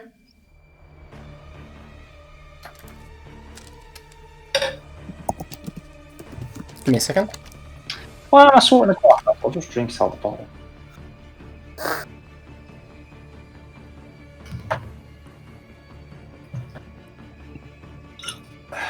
And I will attempt to use Bigby's hand's extremely large digits to grab the skull in a pincer move, like so. Grappling it. Can you make its strength save? It's strength I mean, attack, right? It's grasping hand, right? Yeah, exactly. So it's got +8. Mm-hmm. Is there any proficiency bonus? I don't think so, right? No, it's not. I will use one of my inspirations to gain advantage on this. Okie dokie. Fuck me. Well, I got -2, so you know it could be worse. That's Worse fine. than rolling a 1 and a 2? Yeah, well you passed. So you do indeed grapple it. Okay. Nice. Alright, so it's grappled. Oh, like I was going for a darkest dungeon. I didn't need to use inspiration because I already had advantage because it's medium or smaller. So Okay. I'll pick up my inspiration. Yep. Alright, and I guess then I will like walk around this zombie horde a little bit over to here. Okie dokie. I will at the end of your turn, I will use his last 2 legendary actions. Can everyone make a con save? What are the chances that I roll bad 4 times in a row? Highly probable. Nope, 22, we're good. 25. 5.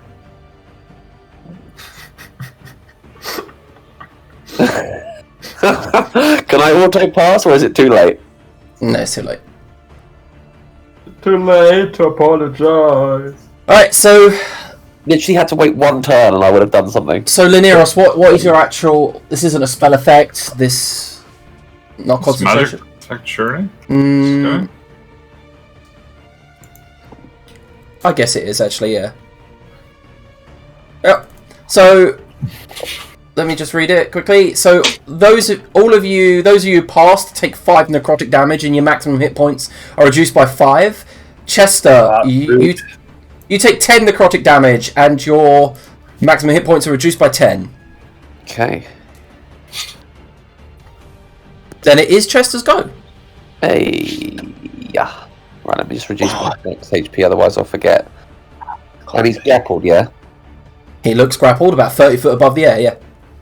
What does grappling do to their dexterity saving throws? Remind me. Nothing. Doesn't have 0. Be incapacitated or prone for it to have any negative effect. For God's sake. Well, I'll pop him with this anyway. Skadoosh. What are you casting? Fertile Jet. Ha! It passes, it takes nothing. Filthy. Oh, that's a big, juicy damage roll there. Yeah, I'll run over it. I know, if it hadn't passed, you would have killed it, wouldn't it? You didn't roll a Nice. single one. Jesus. Oh no, wait, no you wouldn't, but no one. It has resistance to the damage. And I will have to explanabrag Elzeth with something witty. I've only got 3 left.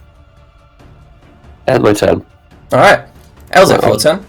Change. Also, skedaddles over to Makra. That's Chester that I just moved. Goes over to Makra and injects him to make him attack one more time. Nice. Alright. The death machine shoots the lich.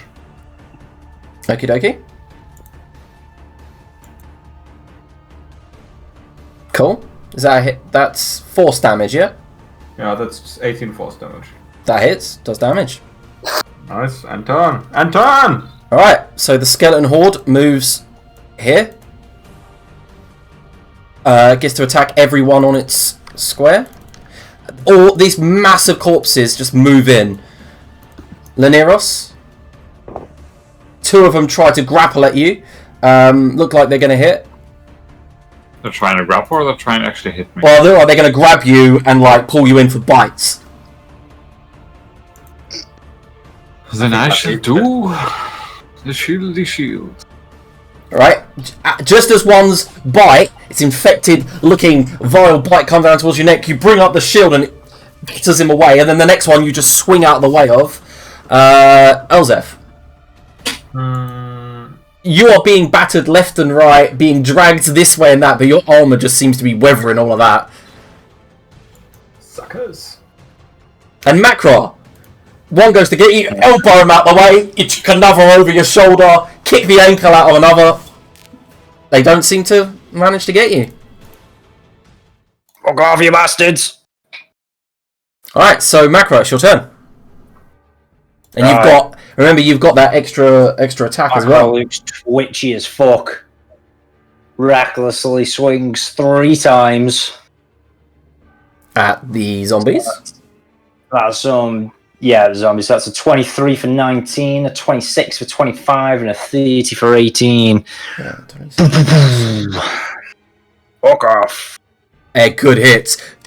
You've actually thinned the crowd. They're now down to about half numbers. If you've sliced one clean in half, punch your fist completely through another, taking his head off, slice through 2 in one go, and then as the radiant Kopesh close, you just slice through another 3, and they just burst into dust.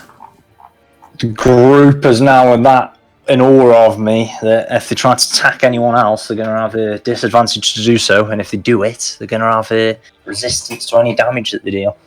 Okay. There's some spiritual guardians block the attacks. Alright, can I have Win, Laneros, and Elzef make con saves as the Demilich flings forward this black necrotic energy? Demilich. 18. Alright. 20. Let me just read this again. 15. Yep.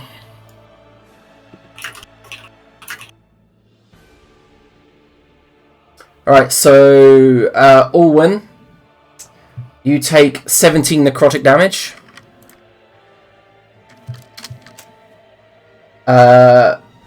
What is yours, Elzef? 18. You take 17 necrotic damage. And Laneros, as the tendrils fling towards you, you just dodge out of the way. And you notice that the damage that you had done to it with your abilities, you see parts of the bone flying up from the ground and just repairing it. Doesn't seem to be hurt at all. Owen, your turn. I'm going to move up a little bit. And...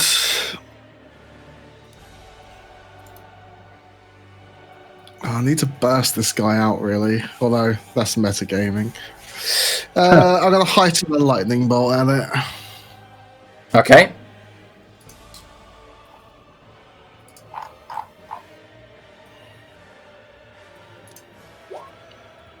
And heighten gives it disadvantage, correct? Correct. Alright, then it rolls a 14, which is a fail.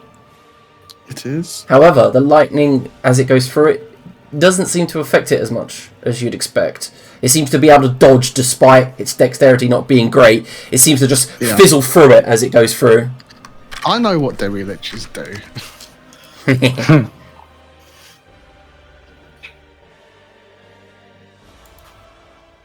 Cool. Alright. At the end of your turn, it uses Sorry, can you just explain this? I can't quite tell. Am I round a corner here behind a wall, yeah? There is a collapsed wall here. It's like giving you half cover. Yeah, but I meant like this bit. That looks Yeah, you're around that wall, yeah. Yeah, okay, so I'm rounding cover, that's fine. Right, can Chester, Elzef and Macra make con saves as tendrils reach out from it? Lightning necrotic tendrils. Do you not feel like I'm doing a lot of con saves here, Liam? Yeah, a lot of con saves are happening today. I am using Flash of Genius for this one. I can't be asked to fail again. An 18. What the fuck's up with my con saves? Alright, all three of you pass, taking no damage. Cool. Alright, Laneris, it's your turn. Yep. I will, as a bonus action, crush the little skull with my hand.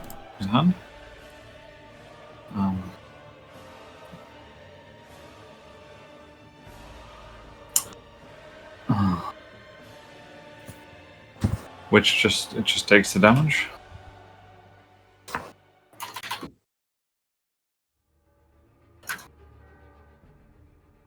So 12 magical crushing damage. Doesn't seem to affect it.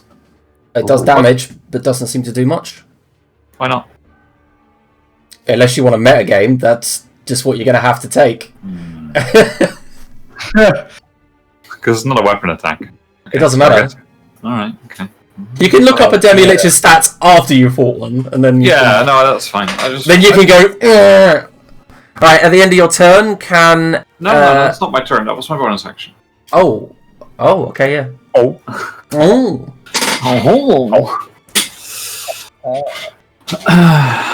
Oh! baby, a triple. That's what it sounded like you would say.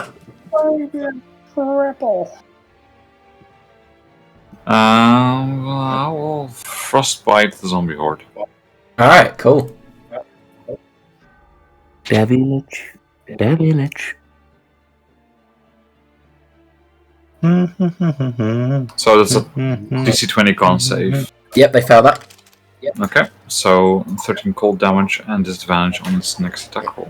Yeah, so what happens is, as one goes to slide at you and grab at your feet, Laneros, you stamp on his head, grab the next arm that goes to grapple you, and fire a ray of frost behind one, and then strike two across the shoulders, and they slurch to the ground.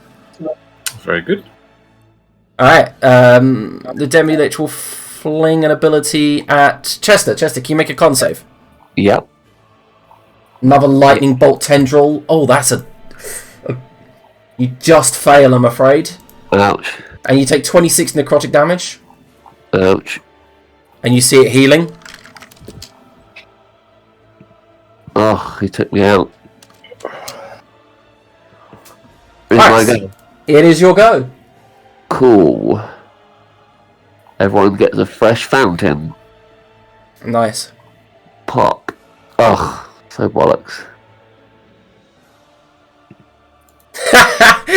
Oh, Arne, just want to interrupt. Shane just messaged me and said his favourite character so far in this arc is that one Inquisitor that you failed to kill with slow, but kept shooting you.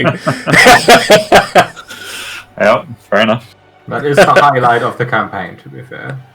Mm-hmm. Right. So, the Fountain of Turbulent Juice hits everyone for 17 hit points. Beautiful. I will, following Orwin's footsteps, dip round this corner.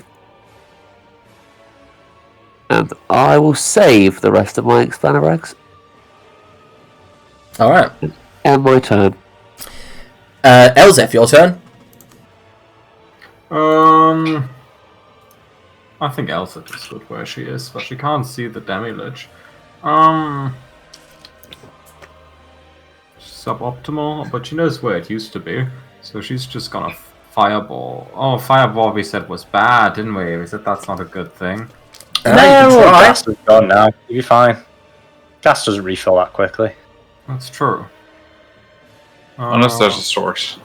That's true. That's pushing it in. I'm just gonna.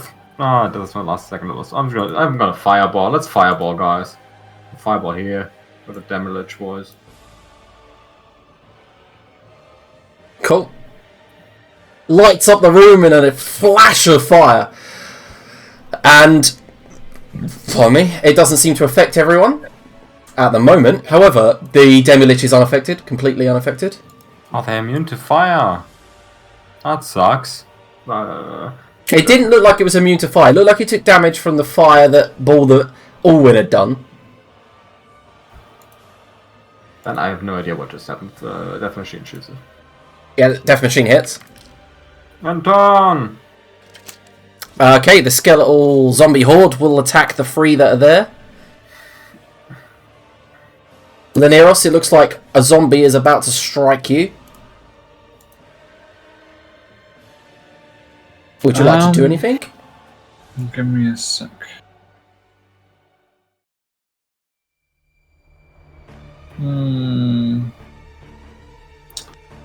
Yes, give me 1 sec. I'll use not shield, but something else. Oh, fancy. Don't know if I put the update in there. Yeah. So it does hit me, or I guess I try to make it not hit me by getting +2 to my AC. It still hits.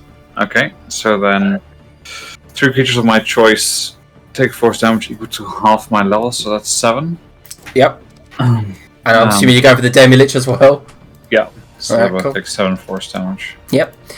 So what happens is one of the zombies you don't see comes in from behind, and before Elzef can even help, it latches on and bites down on your shoulder. You kind of like grunt in pain, and you arc the damage out, and it makes its body just explode outwards, spine and bits of rib going flying, and its head's still attached to your shoulder. You have to kind of like grab its hair and rip it off, and kind of bowl it through the darkness, and you hear it crack against the far wall. But yeah, that was a total of 12 piercing damage to you. Okay. Elzef's just being battered left and right indifferently, her arm weathering it all. Macro, they are failing to get you unless you want to do something about it. No, I don't think I'll let the full zombie horde. Don't think I'll drop my defense for them. Alright, cool. So, Macro, it's your turn. Macro continues to swing 3 times and sees blood in the water, continues to thin out this crowd recklessly. So that's dear. a 23 for 22, 24 for 21, and a 16 for 15. Yep. We'll hit with 16 hits, or maybe a few. Alright, so, Macro, you just bisect one, kick another, sparta against the wall, and it just shatters into dust. And the last one, before it can go to grab Valerius, you grab it by what looks like it's long braid, pull it back, and as you do, just shove the Kopesh through it and yank it out. And then, breathing deeply, you killed the entire swarm. Bastards. However, Macro stands in the middle of the room, ready to... Actually, no, he'll go up and down this little fucker's face. it's 30 foot above you. He'll get under its face. Alright, however, you do see his eyes begin to glow green again. Can Makra, Laniros, and Elzeth make con saves? It lets out another screeching howl. I've done so few this fight. 18. Also 18. Alright, you will resist the instant death effect. Good. Alwyn, your turn. I will move around. I will cast haste on Old Man Macro. He's already got haste. Has he? I'm already hasted it. Yep, Elzeth cast haste on him. Aware of this. Okay, fair enough. In that case, I'll put an icon.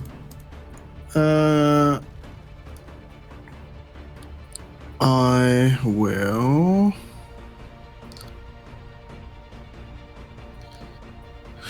When you do bonus action spells, one has to be a cantrip, but can both be cantrips? I can't remember.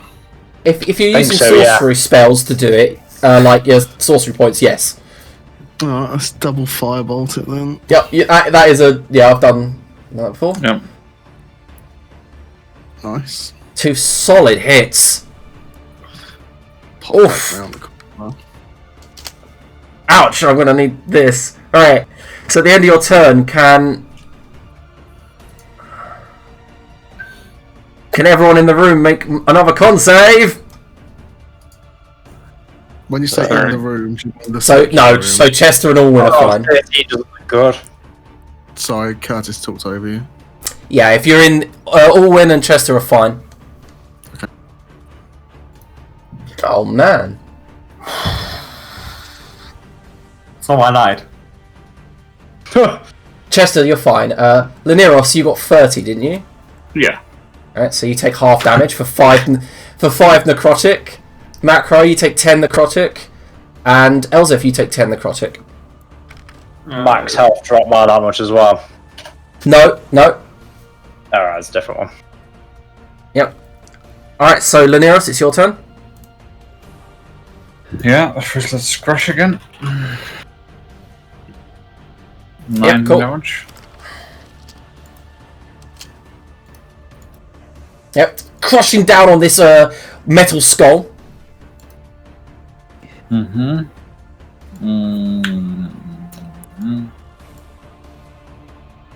And your actual action? Yeah, I'm thinking. I think I will just firebolt it. Alright. Another solid hit. Alright. And I'll use Power Surge. I didn't have 3, I had 1, so I have 0 now, but... So you add extra 7 damage? Yep.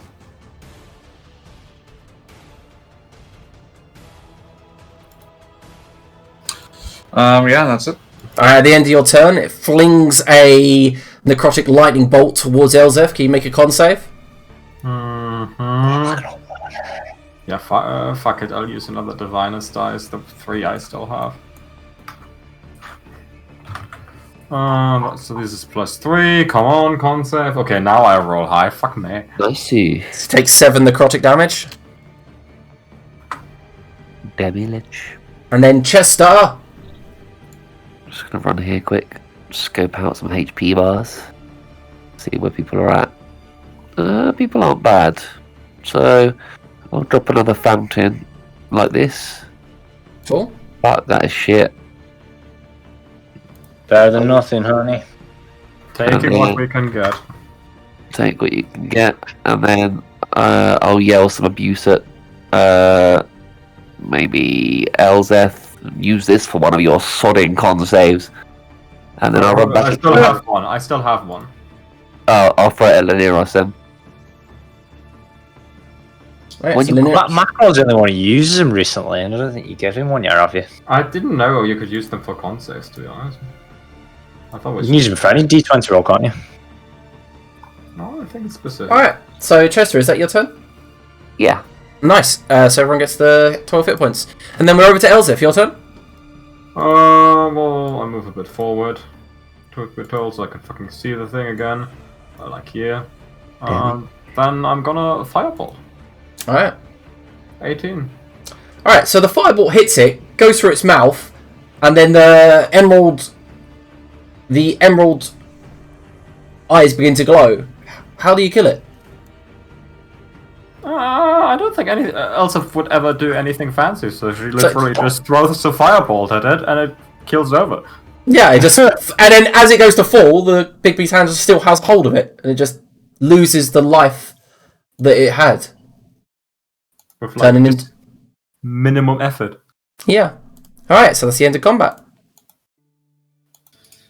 The answer to your questions, demi-lichers basically have evasion.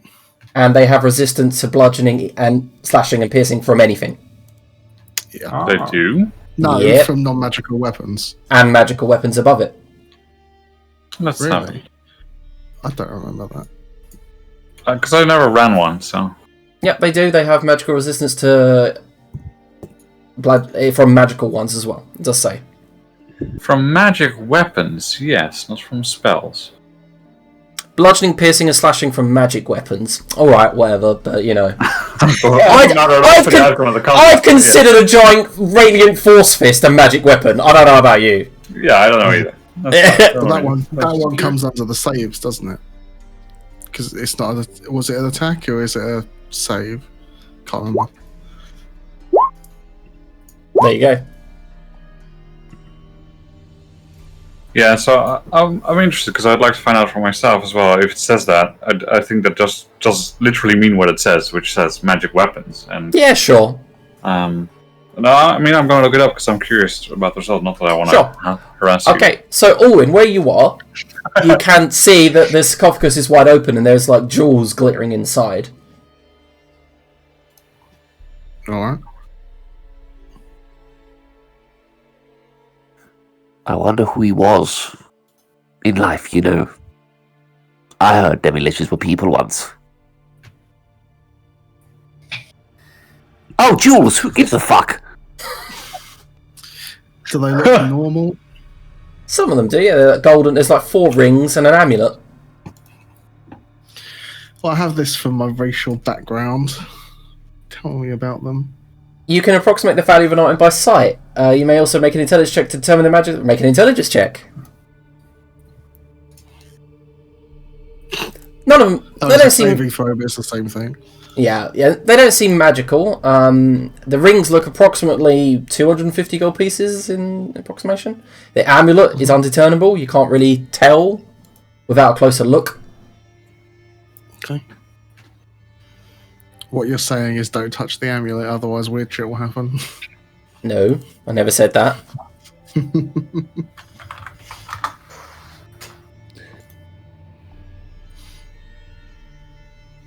Well, Lanira still has detect magic, right? So Mhm.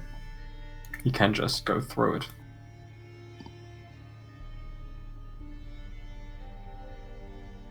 But Anna is muted. Oh, I said I don't because I have a big beast hand up, but I do have a big beast hand though, which is also fun.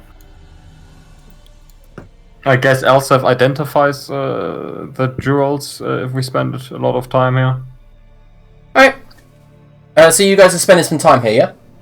I assume so, yeah.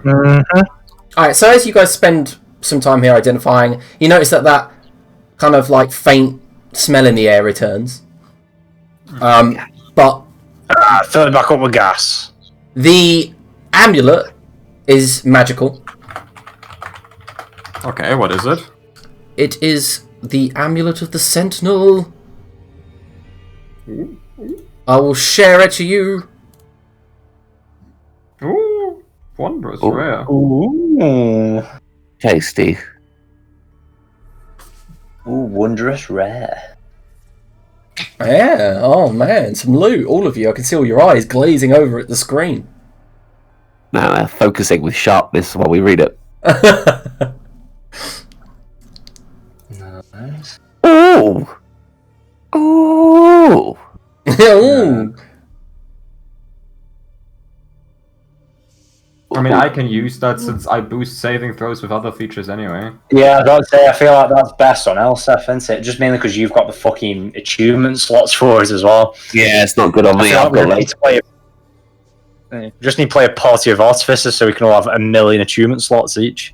If I choose one more thing, I will officially be known in the 5e rulebook as a slut. Oh, that's good. I'll just replace the Diviner's dice since this is like a better version of them anyway. Sure. Alright, so I'm going to put that in the characters folder for you to look at whenever you want. Yeah, and I'll put it into my inventory and then on the next long rest. Goodbye, Diviner's dice, which I've been forgetting for 10 sessions anyway. Laniros, so I wanted to ask you a Using question. wands, to be fair. Laniros, I wanted to ask you a question. Are you getting involved in this in there? I'll help them investigate if there's something needed. And just have a look around, see if there's anything interesting to find here. What's your passive investigation? It's 21, isn't it? No, it's 26. What? I have observant. So. Alright, so it's very easy. You walk in and immediately go, oh, I've seen this type of sarcophagus before. And immediately realise where the secret compartments are. Like, Where does Laniros hang out? Like, oh yeah, this type of sarcophagus, seen it 1,000 times. Alright, let me go into detail. Alright, so maybe about 200 years ago, you visited the material plane as an emissary, and you were at the funeral of a famous human king who got buried in a very similar tomb, and you're like, oh yeah. And as you do find the compartment, you slide it out from inside, and inside is a scroll.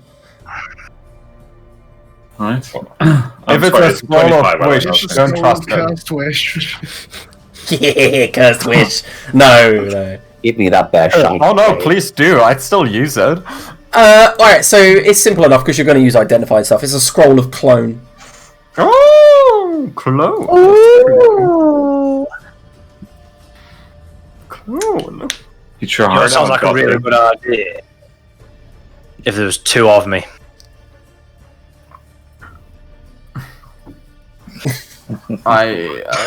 No, silence. No takers. Nope.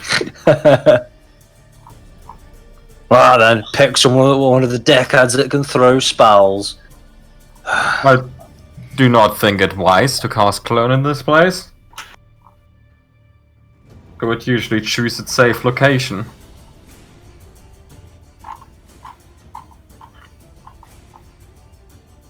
Yeah, it's probably best not.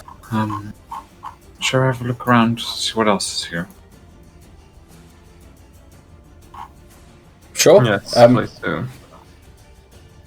I'll go and have a look to see the other rooms, if there's any other sarcophagi that I think might have compartments like these or anything else of the sort. Yeah, some of them do, but as you open the compartments, you realise there's just like old, like rotted and rusted coins, nothing of great value in any of those compartments. Okay. It seems that this lich had obviously the most jewels. Mm-hmm. And I mentioned that there are 4 rings worth 250 gold pieces as well in there. That's, I feel like, Curtis's loot keeping. Yep. Job. Don't give me more bootkeeping. I've had far too much red wine now. We had this exact same conversation yesterday, last week, where you also said, "Oh yeah, I'm just about managing to take notes. Loot maintenance is not on my agenda anymore. Yes, it is. I feel like it's definitely something that's been put onto Adrian's plate. No, I've never done the bookkeeping. No one trusts me. Yeah, that's what I'm saying. Point on your plate now. You don't want me to either. I do the gates on Sunday, and that list is not well book kept. That is true. I've got a list to lose 10 copy and paste from our fucking. I don't Alright, even got a list to copy and paste. I'll give you it. There you go, you can have the bloody handout. Like, everything's written there, like, my notes and everything. There you go.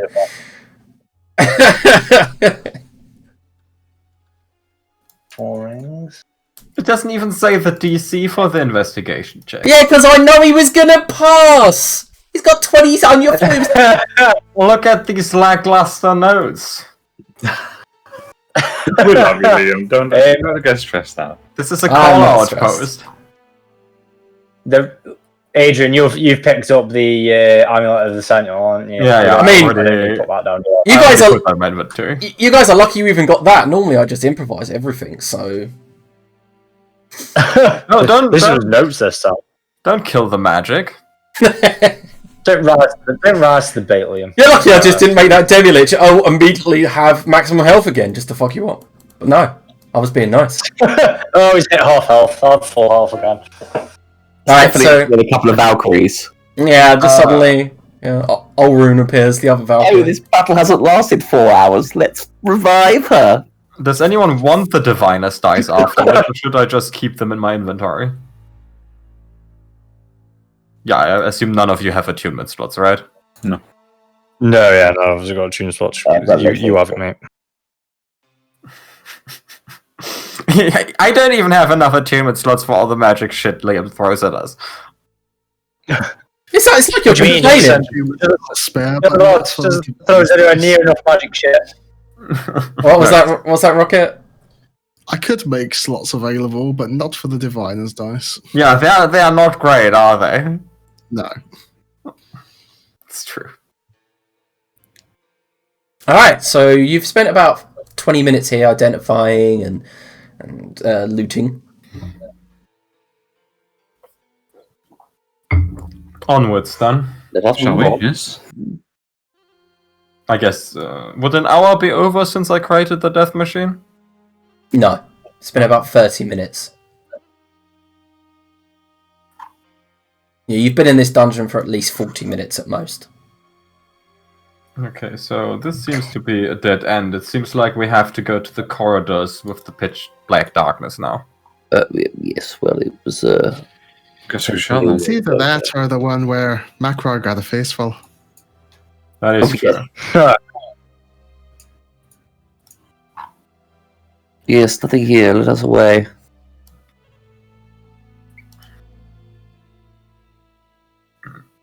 Well, then are we making a move? Feel like our time of exploring this for today is coming to an end, so we better hurry up and get as far as ahead as possible. Look at Curtis metagaming. Disgusting. Who's Curtis? Death, gaff, Dan. Curtis is the old Elvish word for bugbear, Ah, but you Oh, that only makes use more it for sense. the especially nasty ones. must be very old Elvish because I've never heard it. It's like, like old. It's like primordial Elvish. Mhm. Back then it was pronounced like cuntish or cerntish. Wow. Fuck Ellie. Uses a charge of the Gem of Seeing to get 120 feet of true sight for Oh, you. 10 minutes. Is That there anything is- in this room Macro's just discovered? Nope, but I've given you 120 foot vision. I will take it away when the 10 minutes is up. Of true sight. Yeah, should be able to see 120 foot in the map now. Oh, I have to move to. Well, I can't see through this Is darkness. there anything in this room Macro's in? No, we've already been there. That's where Elzef found the chainmail. Okay, I can see It white wasn't floor explored on now. that. Get out of the walls, guys! Gotcha. Just because I don't know how to do the new Roll20 dynamic. I thought there was a path here we could. No, there's no path. No, that's a No, wall. it's the path where Macro got the shot. money shot. Yeah. Oh no, yeah, we need to climb up that cliff, don't we? It's Yeah. where I got molested. Spider-Man by the candle wax. Alright. Elsef obviously flies up. Yeah. Macro climbs halfway up and then just helps the rest of them up. I don't know why I just said the name Chelsef, but apparently that's a ship name now. I'm gonna That'll spread. be the name of the first child of Elsef and Cheston. So Elzef, you should have like massive vision now. Oh yeah. Pardon me. Do we need to check with Macro helping us, or is it easy enough? It's easy enough. Alright. I guess Elsef just describes what she's seeing to the rest of the party once they make it in there. Apparently they can see the entire map, and I don't know why. Occasionally, it just like flashes for me. Yeah, I know. They mostly come at night. Mostly. I don't know why it's letting you all see the entire map. What is that from? It's They not all- letting me see the entire map at all. It's fine. Yeah, I can't see the entire map either. Okay, cool. Alright, so Elzef, what you see is a wagon in the central of this cave, like a merchant's wagon, except it's covered in a waxy substance that is covering the entire thing. But you can see the outline of the wagon itself. There was once horses dragging it. They look like short, stubby creatures, but they're laying on the floor covered in wax too. There's a wagon. We could investigate if it still has goods on it. Very well. The rest of the cave seems to be just that, cavey. Oh, I guess Elsif wouldn't say cavey. She would say a cave. Cavernous. Cavernous. That's very good, Anna. Thank you. And Elsa flies down to the wagon. Okay. So it's just completely covered with wax? Yeah, as if like it's a lot of it, and you can see there's like hundreds of candles on every surface that have melted down to nothing. Master Felt, I request permission to cut into the wax. I will step away. Right, you are. Just let me cover my ears. Yeah, I'll just kind of step away over here. Alright, so Elzef, are you hammering into the wax? No, I'm using my carpenter's seesaw to saw into the wax. Alright, yeah, so eventually, after a minute of doing it gently, it cracks away and you're able to peel it away, revealing perfectly preserved wood beneath, like a dark wood that you see mainly kind of used by drow or people that live in the Underdark. You've managed to get part of a door off. I guess Elsif tries to open the door with a crowbar, Alright, breaking away the rest of the wax. Roll an athletics check with advantage. Oh man, it's gonna be sad either way. 15. It opens so that you could fit through, but it doesn't open wide. Like, you could shimmy in if you wanted, but so far, there's too much wax still around the hinges, all around parts of the door and the roof. It's dark inside. Elsif has true sight, so she just has to look in if there's anything in. There's some crates, and in one of the corners you can see the outline of cloves, but then when you look closely with your true sight, you see a corpse, a skeletal corpse inside. There is crates in there, but it might be risky to go inside. Do we care? That depends. What's I inside? don't know. No. Master Decker, crates, yes, no? What? Do I have any? No, do you want me to look in the ones in the card? Oh, please. Make it better. Elsif shimmies inside. Alright, so you shimmy inside the door. You know, it's that type of moment where there's like force from the other side, so it closes as you get in. You're kind of cramped in here, because the seats are all covered in mounds of wax. And then Elsif crowbars open a crate. And as you crowbar it open, the gleam of silver. Get it. It appears to be valuable. I propose we create one of our mansions and load it inside. Beautiful. That's not quite how that works, I believe. Is the mansion from the key not permanent? It seems like at least the library was a permanent fixture. What do I reckon about making additions to this magnificent mansion? It's With unlocked with the key. With the key, in your knowledge of Arcana, you know that the key's a specific mansion. It can't be changed. Yeah, so I'm expecting like the library to be permanent, but changes that we No. make by putting stuff in it will not last. Yeah, exactly like the Magnificent Mansion spell. Anything that you put in will be ejected out at the end of the spell. Do we have any other way of transporting things right now? I have a bag of holding. but that won't fit all of these volume in there. Elzef, you think you hear something on the far side of the wagon, and you look towards the skeleton. It hasn't moved, but you definitely hear some sort of shuffling. To make matters fast, Elsef grabs on the rope of useful items Okay. and pulls out an iron door, which she can place on the wagon side to create a door. What? Is that how that... No, wait, there has to be an opening. Yeah, I was going to say, that's not how that iron works, is it? No, it's not how that works. Minecraft again, just placing a door in the middle of nowhere. Just duck. That would be cool, though. No, Elsef forces the door back open and shimmies out. Right, yeah. You shimmy back up. We should keep this place in mind, or return later on. But there is a corpse in there, and I feel like it might attack. Very well. How much silver was there? It looks about a couple of thousand in there. Worth of gold pieces, or? Silver pieces. Oh, it's just silver fuck that. That's why I said the gleam of silver. Yeah, I thought like silver bars. Since this is like a mine, I didn't think it would be.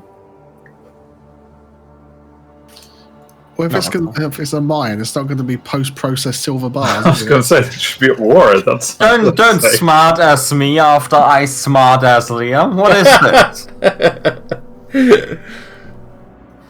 I guess we move on. Alright, cool. There's a path in the south, in the north, I believe, and there's a lot of paths. Any direction you prefer? Onwards. Let's go. Well, Elsef just moves down. Alright, cool. So you begin following this path, and you notice there's slick marks of this wax everywhere here. Some stalactites with it cut, like basically made out of wax, reaching from the 60-foot high ceiling all the way down to the ground. It's like, you know, when people put like candles in bottles and they use it over and over and over. It looks like you're inside one of those bottles looking out. It's just wax everywhere. Occasionally you do see the rock protrude through. And yeah, Elzef, with your true sight, you can just see more cavern up ahead. Elzef just moves on until someone tells her to stop. Okay.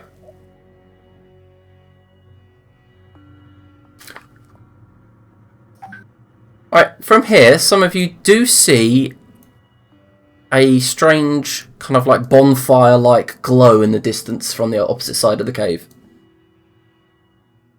Very odd. I don't even see that. Yeah, you can see it in the distance.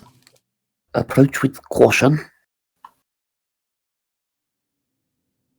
There's some sort of river in the middle of the cave.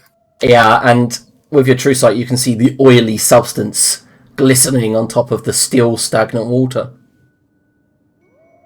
I recommend not throwing fire around. It looks like the river could be set on fire. Is that a scientific hypothesis? Yes. Scientific in the way that it looks like there's oil on the water. Right you are. Olwen, you naughty, naughty boy. Refrain from throwing fireballs, please. Follow me with caution. There's a very narrow bridge. I'll check whether that's indeed the case or not. Like, what I'll do is I'll just dip my hand in a little bit, walk a few feet away, just put it on the ground a little bit, like let it drip on the ground, and then just spark a fire, firebolt at it. It doesn't look to be oil. Flammable? Okay. Doesn't. No. In fact, it I was smells. just waiting for when you was like, I'll dip my hand in. It's like, your hand melts. This acid. No, it looks to be some sort of tallow. Okay. Elzef, as you're approaching this narrow bridge and walking across it, on the opposite side, you see the glow was coming from a tree. You see this odd-looking tree, kind of like rooted in the cave near the water. However, its insides, like parts of its bark, parts of where its parts have been stripped away is glowing, like as if there's a fire inside of it.